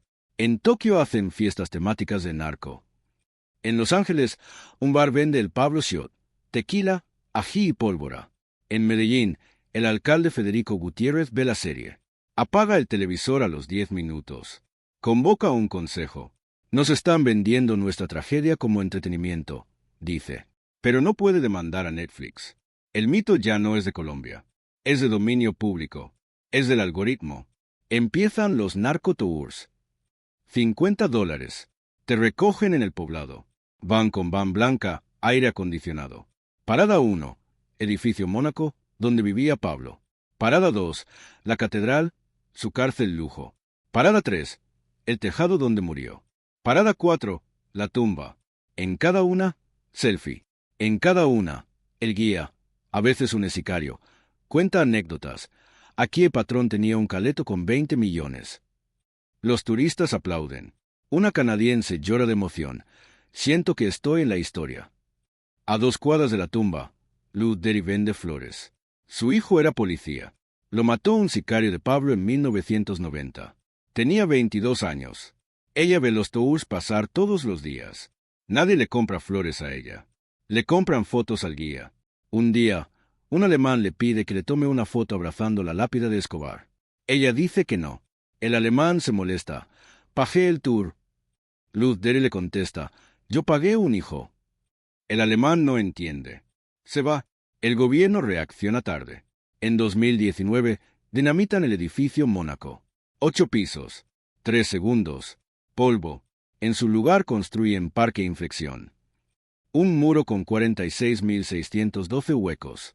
Cada hueco, una víctima del narcotráfico entre 1983 y 1994. No hay nombre de Pablo. No hay foto. Solo ausencia. para que no haya donde posar.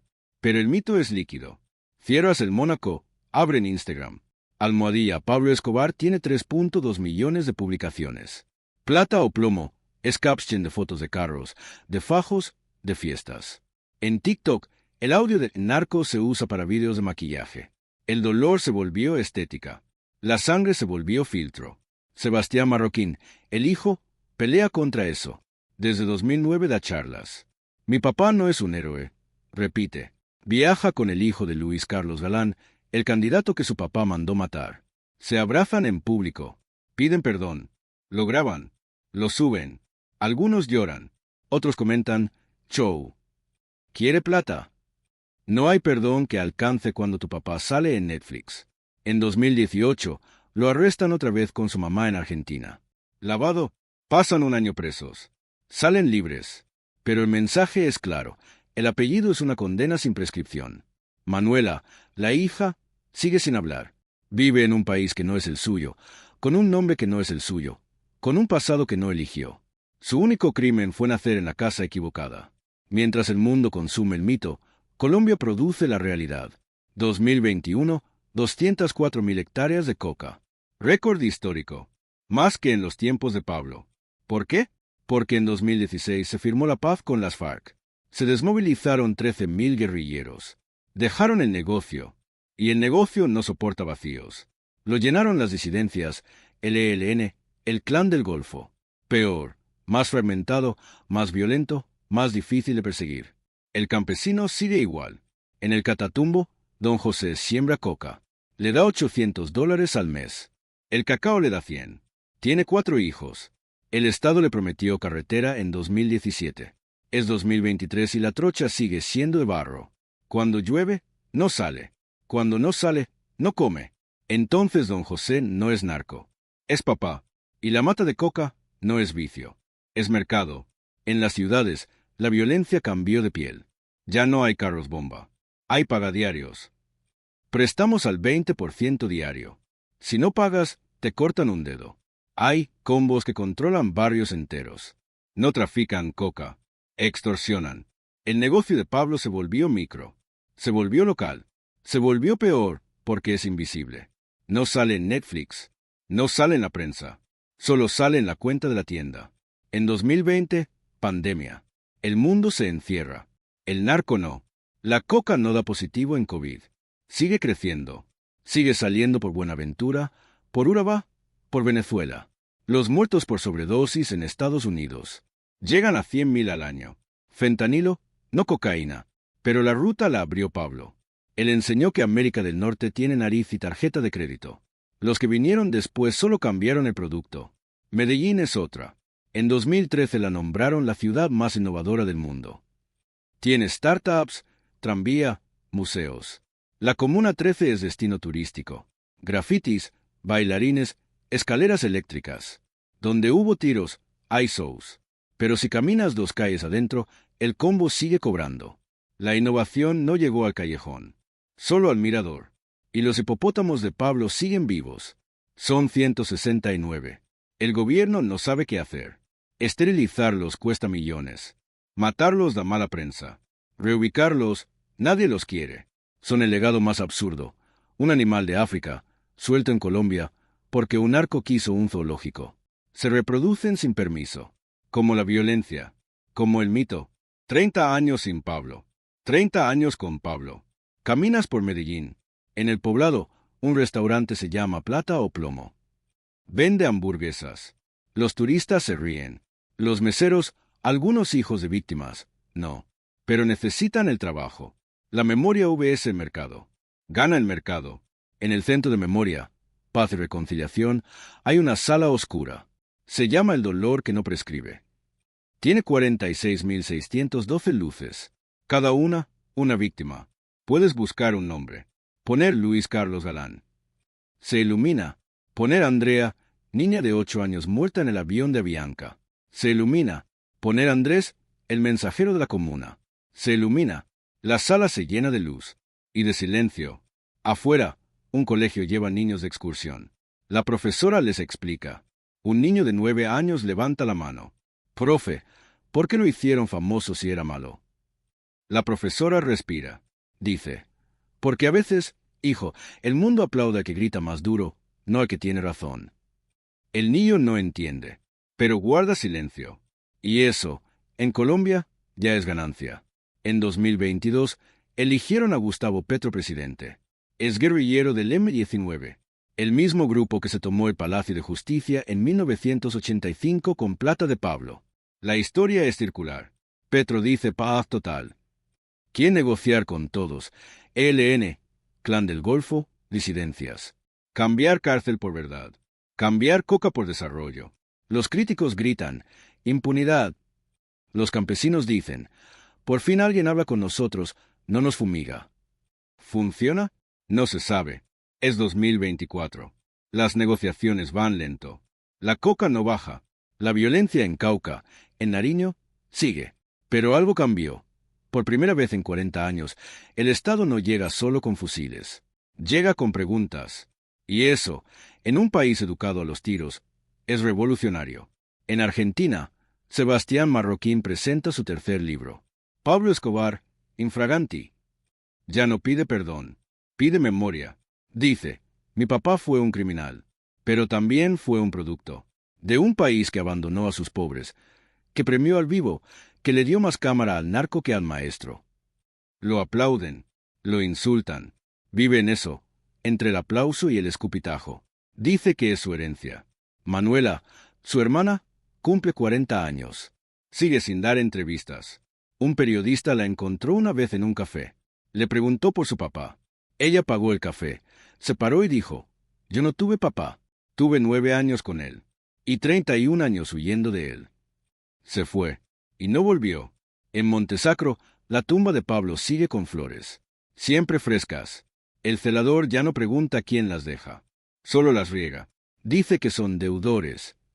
Gente a la que Pablo le dio una casa, una operación, un ataúd para un hijo. Gente que sabe que era malo, pero que también sabe que el Estado no llegó. Y en Colombia, la gratitud no revisa antecedentes. A 200 metros está la tumba de Galán. También tiene flores. De estudiantes, de políticos, de gente que cree en la ley. Las dos tumbas no se hablan, pero comparten tierra, y lluvia, y olvido, porque esa es la verdad final. Colombia no ha decidido qué hacer con Pablo.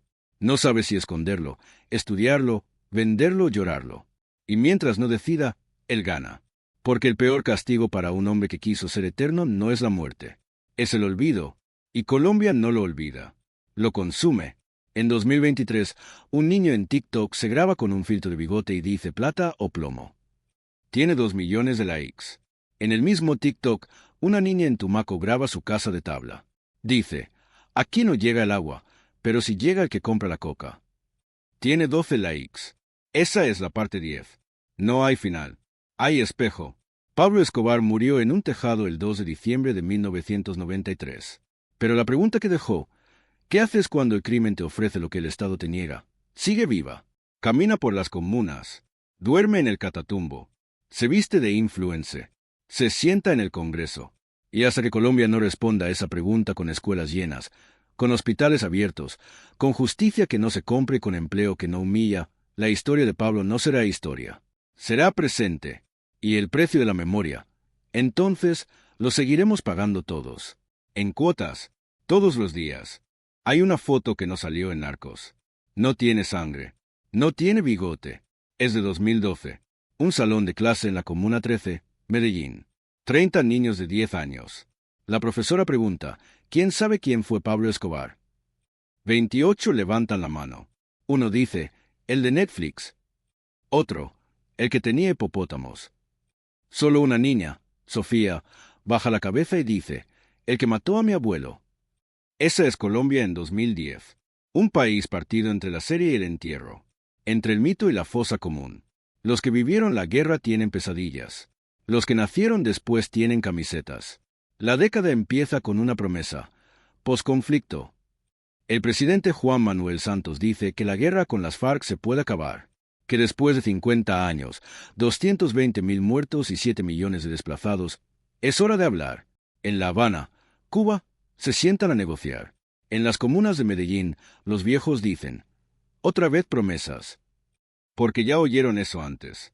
Con Belisario, con Gaviria, con Pastrana, y siempre, después de la foto, volvían las balas. Pero esta vez es distinto. En 2016, se firma el Acuerdo de Paz. Las FARC entregan 8.994 armas. Se desmovilizan 13.000 hombres. El mundo aplaude. Santos gana el Nobel. En Bojayá, en el atrato, donde una pipeta mató a 79 personas en una iglesia en 2002, la gente siembra flores. Por primera vez en medio siglo, hay silencio en la selva. El acuerdo tiene 6 puntos. El cuarto es el que importa para esta historia. Soluciona el problema de las drogas ilícitas. La idea es brutalmente simple. Si el campesino siembra coca porque no tiene cómo vivir, démosle otra cosa.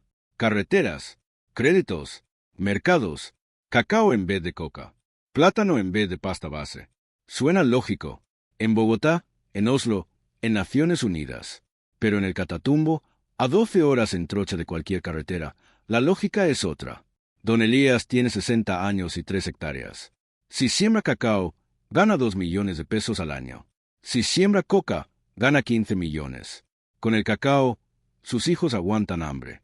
Con la coca, uno va a la universidad. ¿Qué harías tú? El Estado llega con funcionarios y formularios. El narco llega con plata en efectivo y semillas. Adivina quién gana. Mientras tanto, en Medellín, la ciudad sigue su cirugía estética. Inauguran el Parque Biblioteca San Javier. Inauguran las unidades de vida articulada. Inauguran el tranvía de Ayacucho. La ciudad más innovadora del mundo en 2013, según el Wall Street Journal. Turistas llegan por millones. Se toman fotos en la Comuna 13, con grafitis de colores donde antes había grafitis de Se Busca. Los guías dicen, aquí hubo guerra. Los turistas dicen, wow, como si fuera Chernóbil. Pero el maquillaje no tapa la cicatriz. En 2013, demolieron el edificio Mónaco. 8 pisos. El búnker de Pablo, donde vivió con su familia, donde planeó atentados. Lo tumbaron con 180 kilos de indubel, para construir el Parque Inflexión, un espacio de memoria. 46.612 pilares, uno por cada víctima del narcotráfico entre 1983 y 1994. La alcaldía dijo, para que no haya más Pablo Tours. Pero al día siguiente, los Tours se fueron a la tumba en Montesacro. El mito es de agua. Lo tapas aquí, brota allá. Y el mito vende. En 2015, Narcos es la serie número 1 de Netflix. Wagner Moura, brasileño, hace de Pablo. Habla español con acento raro. Mata, llora, ama. Es humano. Es complejo. Es cool. En Berlín, jóvenes usan camisetas con su cara. En Los Ángeles, bares venden el Escobar Shot. En Medellín, las víctimas marchan. Llevan carteles. Nuestra tragedia no es su entretenimiento. Pero el algoritmo no lee carteles. Lee clics. Los hijos de la guerra real no salen en la serie. Sebastián Marroquín, el hijo de Pablo. Sí. En 2014 publica Pablo Escobar, mi padre. Viaja por el mundo pidiendo perdón. Se reúne con los hijos de Luis Carlos Galán, con los de Rodrigo Lara Bonilla. Los abraza. Llora. Dice, yo no apreté el gatillo, pero cargo la culpa. Algunos lo perdonan. En redes lo insultan, hijo de asesino. No tiene paz. Cambió el nombre, pero no la sangre. Manuela, la hija menor, sigue invisible. Tenía 9 años cuando su papá murió. Le regaló un unicornio real. No de peluche. Real. Lo mandó traer de un circo. Cuando huyeron, el unicornio se quedó. Ella nunca volvió a hablar del tema. El trauma no se negocia. Se carga. En 2018, meten preso a Sebastián y a María Victoria, la viuda, en Argentina. Lavado de dinero. Pasan 1 año en la cárcel. Salen libres. Pero el mensaje es claro. El apellido Escobar es una condena sin fecha. No importa si cambias, si pides perdón, si escribes libros. Para el mundo, siempre serás el hijo de. Mientras tanto, en el río Magdalena, los hipopótamos de Pablo ya son 169. Se escaparon de la hacienda Nápoles. Se reprodujeron sin control. Atacan pescadores. Destruyen cultivos. Son especie invasora. El gobierno no sabe qué hacer. ¿Matarlos? Los ambientalistas protestan. ¿Esterilizarlos? Cuesta millones. Son el último legado vivo del patrón. Gordo, salvaje, imposible de controlar. Como el mito. La década cierra con una cifra, 2020. Colombia produce 1.228 toneladas de cocaína. Más que en 1993. Más que nunca. Pablo murió. Pero su modelo, corromper, exportar, matar, lo copiaron todos. Los carteles mexicanos.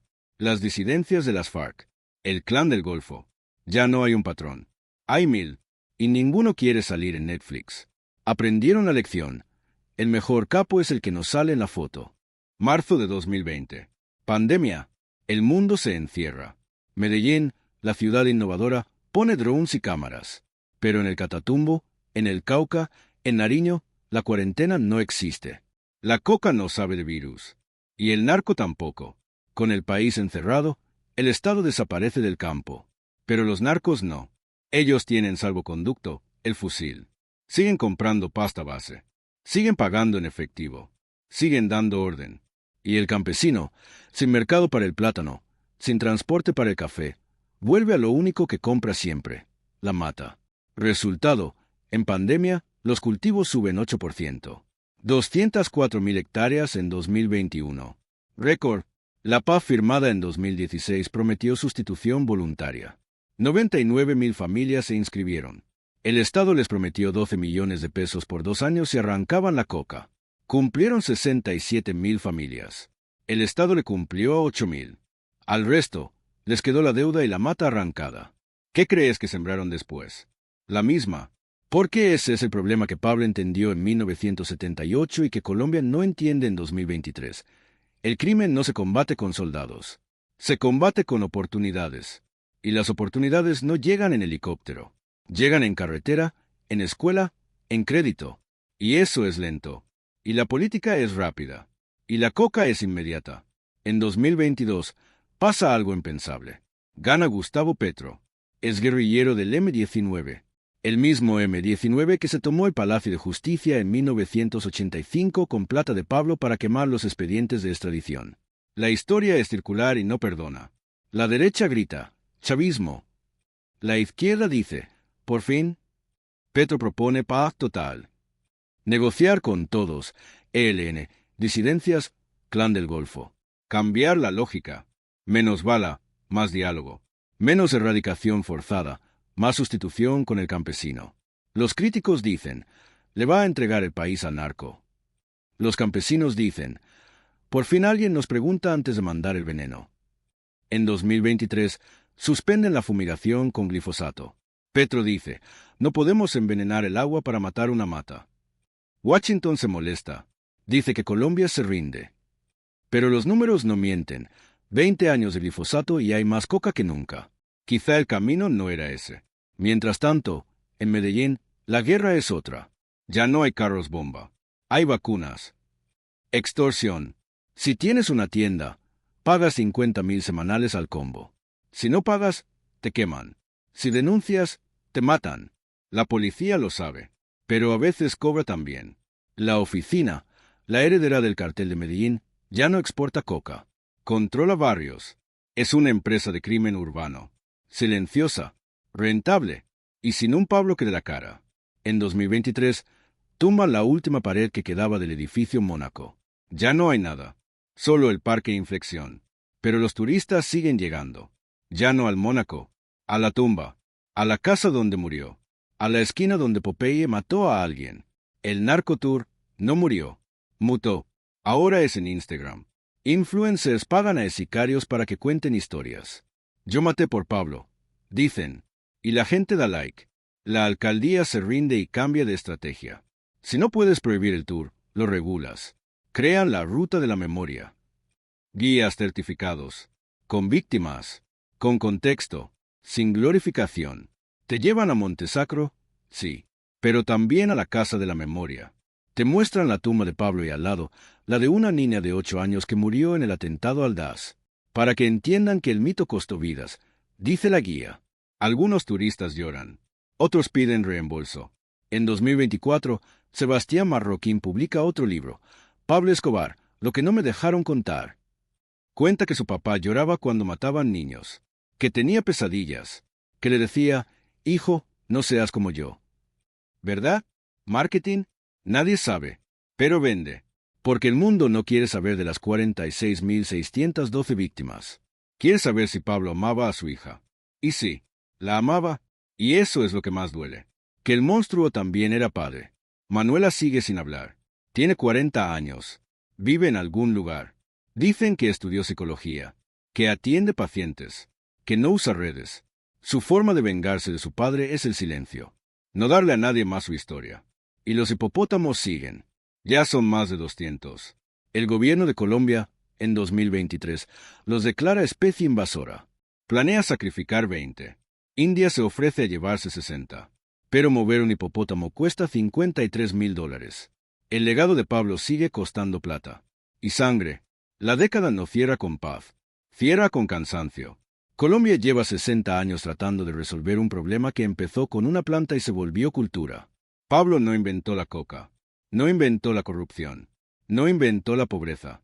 Solo las juntó en una mesa y les dio un balazo al que no quería jugar. 32 años sin Pablo. Medellín tiene el metro más limpio de Latinoamérica. Tiene startups. Tiene grafitis que son arte mundial. Tiene a J Balvin diciendo medallo en el mapa. Pero tiene algo más, memoria. En la Comuna 13 ya no mandan los combos. Mandan los artistas. Casa Colacho. Agroarte. Jóvenes que cambiaron la 9 milímetros por el micrófono, que rapean la historia de sus papás para que no se repita. Uno de ellos, el AK, tenía 12 años cuando mataron a su hermano sicario. Hoy tiene 30. Guía tours, pero no de patrón, de la resistencia. Dice, antes venían a ver dónde mataban, ahora vienen a ver dónde vivimos. Ese es el cambio. Lento, frágil, pero real. En el Congreso, por primera vez, hay una curul para las víctimas. La ocupó una mujer de Bojayá, donde las FARC mataron a 79 personas en una iglesia. Ella no habla de Pablo, habla de su hijo, pero entiende que todo está conectado, que la guerra de Pablo alimentó la de la guerrilla, y la de la guerrilla alimentó la de los parás, y que al final el muerto siempre es el mismo, el pobre. En 2024, por primera vez, la producción de coca baja. 5%. Poco, pero baja. ¿Por qué? Porque el precio cayó. Fentanilo, drogas sintéticas, mercados nuevos. El narco, como cualquier empresa, migra donde hay ganancia. Y por primera vez, el campesino se pregunta si la coca sigue pagando. Algunos arrancan la mata sin que les paguen. Siembran cacao. No por el Estado, por el mercado. La ironía, lo que no logró el glifosato, lo está logrando el fentanilo. ¿Significa que ganamos? No.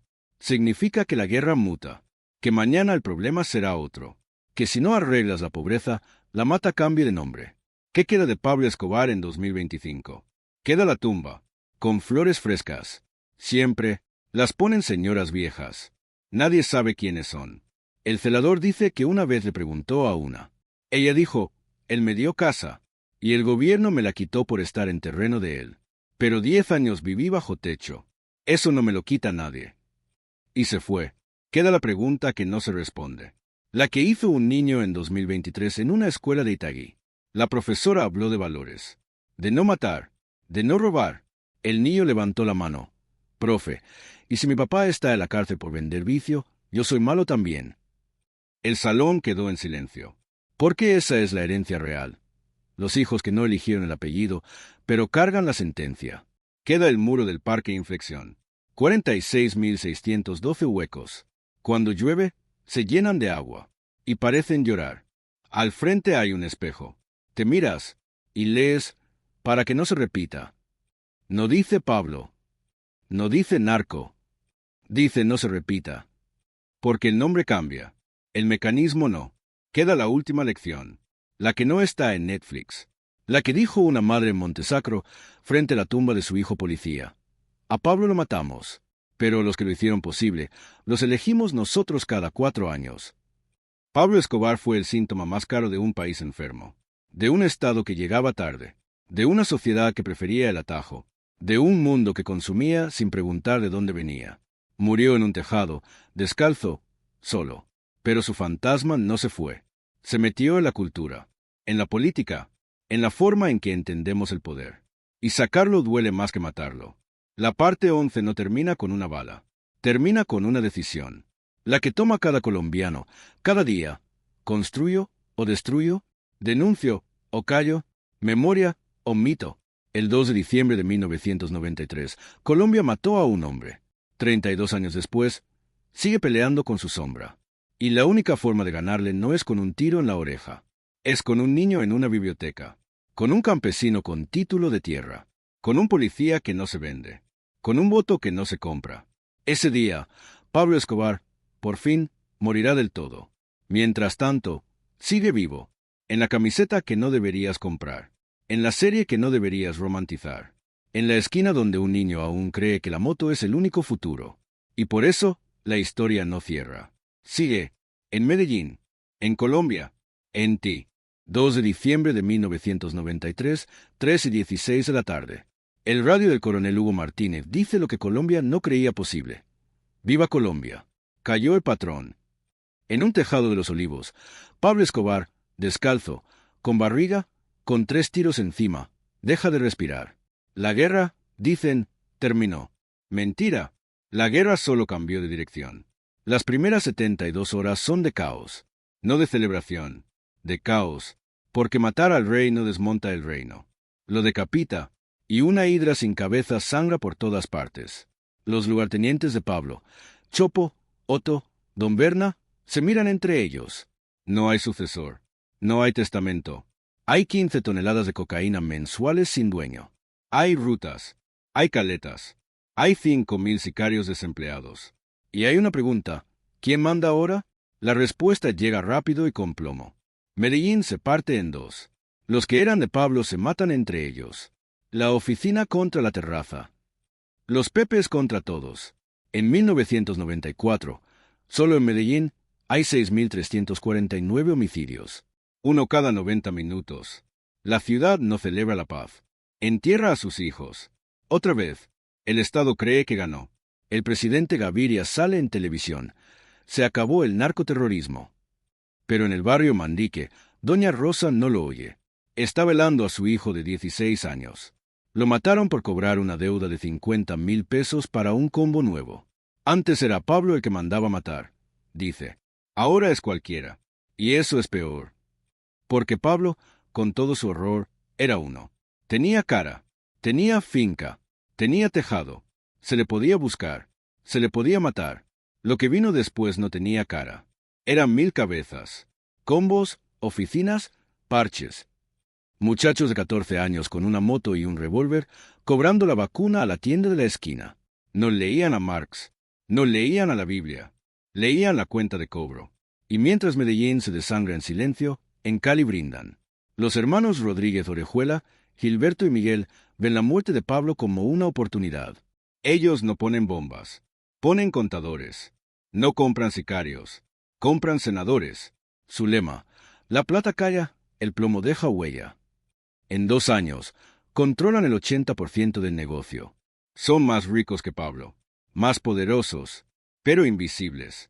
Mientras Pablo salía en Forbes, ellos salen en juntas de accionistas. Mientras Pablo construía zoológicos, ellos construyen cadenas de farmacias. Drogas la rebaja. La ironía no la inventé yo. La inventaron ellos. El gobierno los persigue. Con ayuda de la DEA, los captura en 1995. Gilberto en una caleta con túnel. Miguel, disfrazado de mendigo. Los extraditan. La gente aplaude. Otra vez. Se acabó el cartel de Cali. Dicen. Otra vez, mentira. Porque el vacío lo llenan los de siempre, los que no salen en la foto. Carlos Castaño, jefe de la SAUC, paramilitar. Él ayudó a matar a Pablo con los Pepes. Cobró el favor. Se quedó con sus rutas, con sus hombres, con su idea que el narco puede ser político, que puede ser autodefensa, que puede masacrar a un pueblo entero.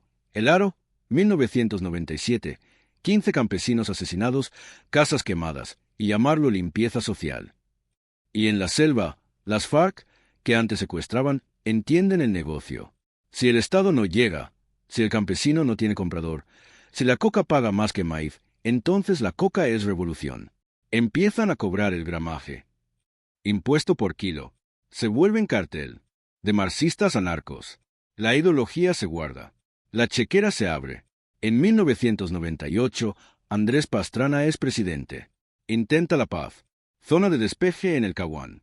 42.000 kilómetros cuadrados sin ejército para que las FARC negocien. ¿Qué hacen las FARC? Siembran coca. Traen laboratorios. Negocian, sí, pero con el narco. En 2002, Pastrana bombardea el Caguán. La paz muere. La coca no. Y la familia de Pablo vive su propia guerra.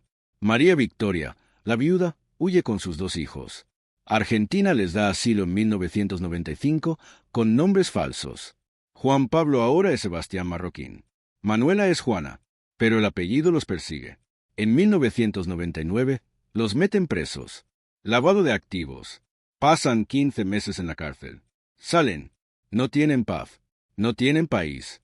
No tienen tumba a la que ir sin que los escupan. Roberto, el hermano, queda ciego por una carta bomba en 1993. Desde su casa en Medellín, cuida la tumba y vende souvenirs. Tour Pablo Escobar, $30. Lo odian, lo necesitan, porque el mundo quiere mito, y él lo vende. Si no lo hago yo, lo hace Hollywood, dice. Y en 2001, Hollywood lo hace. Blow, con Johnny Depp. Pablo vuelve, no en carne, en celuloide, y el celuloide no sangra. La década cierra con un número, 2000. Colombia produce 680 toneladas de cocaína, más que con Pablo vivo. El patrón murió. El patronazgo no. Se democratizó. Se volvió emprendimiento. Y el Estado, otra vez, llega tarde. Con helicópteros cuando se necesitaban carreteras. Con soldados cuando se necesitaban maestros. En el barrio Pablo Escobar, el que él construyó en 1984, las casas siguen en pie. La gente sigue viviendo ahí. En 2000, el gobierno quiso cambiarle el nombre. La comunidad votó que no. No por amor a Pablo. Por miedo a perder la escritura. Porque el único que les dio un papel que decía «esta casa es suya» fue él. El Estado les dio bala. Pablo les dio ladrillo. Y en Colombia, a veces, el ladrillo vale más que la ley. Juan Manuel Santos es presidente. Dice, la guerra de 50 años se puede acabar. En La Habana, Cuba, se sienta con las FARC. La guerrilla más vieja del continente. 7.000 hombres en armas. 220.000 muertos en su historial. 7 millones de desplazados. La negociación dura 4 años. El punto 4 del acuerdo se llama Solución al problema de las drogas ilícitas. Suena técnico. Es visceral. Dice, el campesino deja la coca. El Estado le da alternativas. Cacao, café, caucho, carreteras, crédito. La idea. Si el negocio no es rentable, el narco muere de hambre. En 2016, firman. Bolígrafo en mano.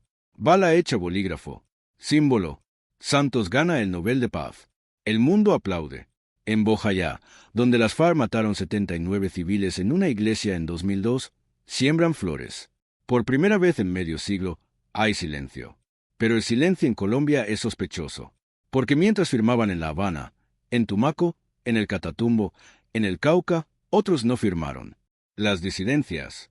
Iván Mordisco, Gentil Duarte. El ELN, el Clan del Golfo. Todos vieron el acuerdo y pensaron lo mismo. Espacio libre. Las FARC se van de 242 municipios. El Estado no llega. Llegan ellos. El acuerdo dice, sustitución voluntaria. 99.000 familias se inscriben. Arrancan la mata. Esperan la plata. El Estado prometió 12 millones de pesos por familia en 2 años. A 2020, solo le cumplió al 8%. El resto quedó con la mata arrancada y la nevera vacía. ¿Qué hicieron? Volvieron a sembrar. Porque el narco no falla el pago. El Estado sí. Y los que reclamaron, los mataron. Entre 2016 y 2022, asesinaron a 1.400 líderes sociales. La mayoría en zonas cocaleras. Matan al que pide carretera. Matan al que pide escuela. Porque la carretera le daña el negocio al narco. Y la escuela le quita el soldado. La paz firmada en papel se desangra en la trocha. En Medellín, la paz es otra cosa. Es turismo. En 2013, la nombran ciudad más innovadora del mundo. Tiene metrocable, tranvía, escaleras eléctricas en la Comuna 13. Donde Pablo reclutaba sicarios, ahora bailan breakdance. Donde ponían bombas, hay grafitis que dicen berracos.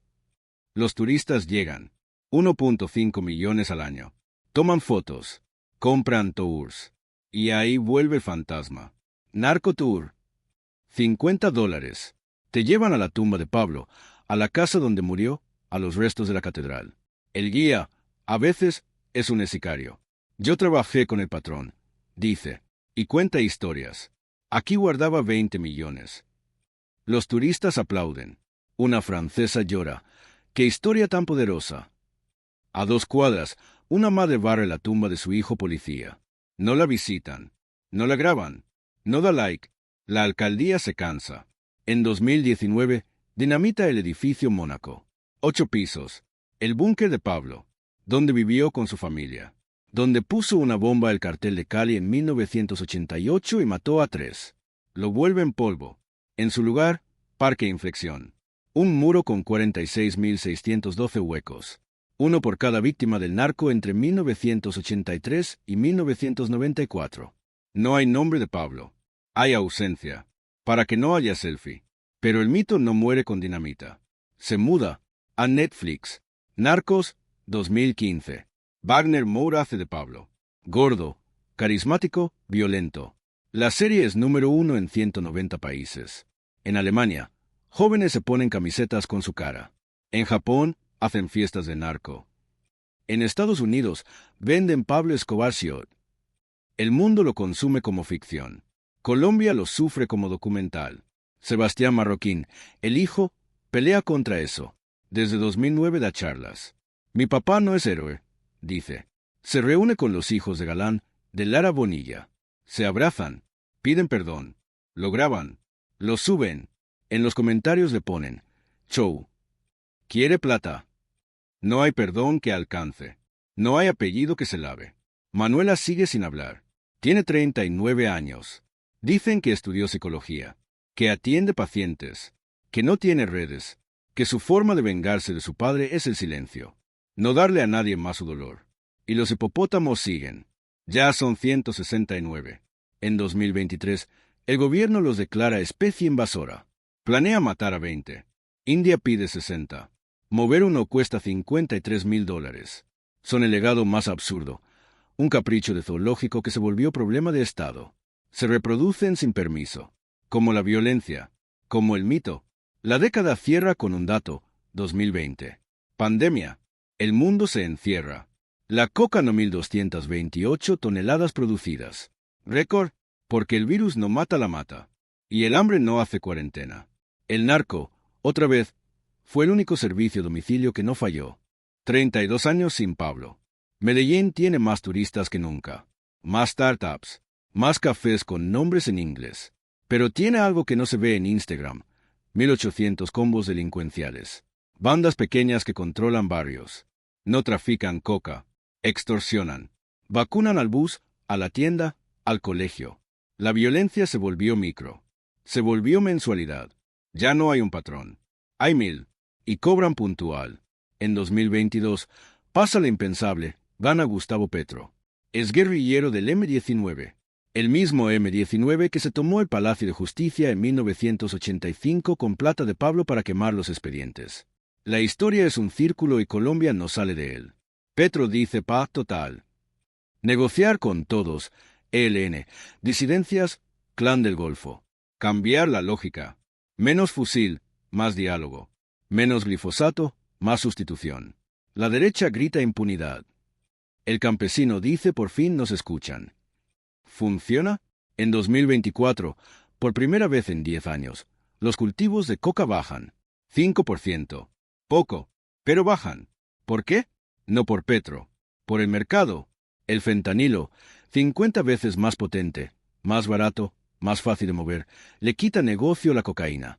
Los carteles mexicanos migran. El precio de la hoja cae en Colombia.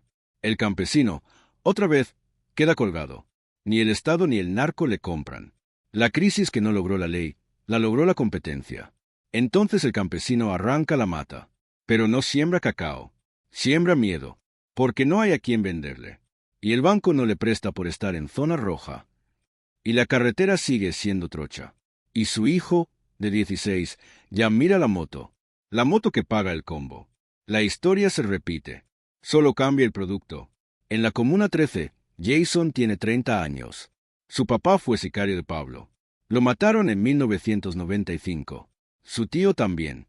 Jason creció oyendo que la vida es un ratico. A los 14, un combo lo buscó. Le ofreció fierro. Dijo no. Se metió a casa colacho. Hip hop, graffiti. Hoy es guía. Lleva turistas por las escaleras eléctricas. Cuenta la historia. Pero no la de Pablo. La de su mamá, que lavó ropa ajena para que él no agarrara la moto. Termina el tour y dice, no vengan a ver dónde morimos. Vengan a ver dónde vivimos. Algunos lloran. Otros piden reembolso. Queríamos fotos de Pablo. Dicen. Esa es la guerra de hoy. Memoria vs marketing.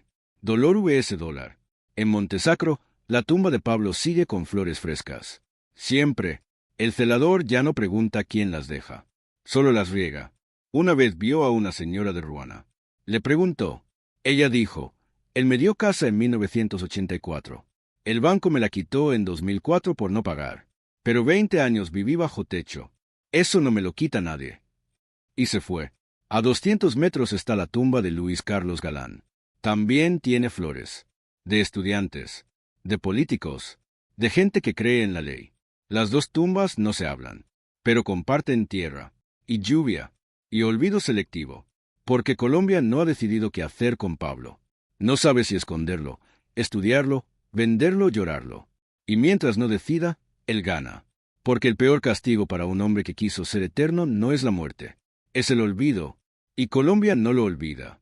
Lo consume. En 2023, un niño de 9 años en Itaguí ve narcos en el celular de su hermano. Le pregunta a la mamá, ¿Pablo Escobar era bueno o malo?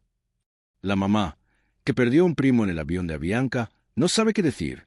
Si dice malo, el niño pregunta por qué sale en la tele. Si dice bueno, traiciona al primo. Al final dice, era un hombre que hizo cosas buenas y cosas muy malas. Y las malas pesaron más. El niño se queda callado. Y esa es la única victoria posible. Que la pregunta exista. Que no haya respuesta fácil. Pablo Escobar murió en un tejado el 2 de diciembre de 1993. Pero la pregunta que dejó, ¿qué haces cuando el Estado no llega y el crimen te abre la puerta? Sigue viva. Camina por las comunas. Duerme en el Catatumbo. Se sienta en el Congreso. Se viste de influencer. Y hasta que Colombia no la responda con escuelas que funcionen, con justicia que no se venda, con empleo que no humille, la parte 13 de esta historia la escribirá otro niño, con otra moto, con otro nombre, y el tejado donde cayó Pablo será solo el primero, de muchos. Gracias por ver el video. Por favor, dale, me gusta, haz clic en el icono de la campana, deja un comentario, comparte el video y suscríbete al canal. Mantente atento a más videos. Hasta la próxima.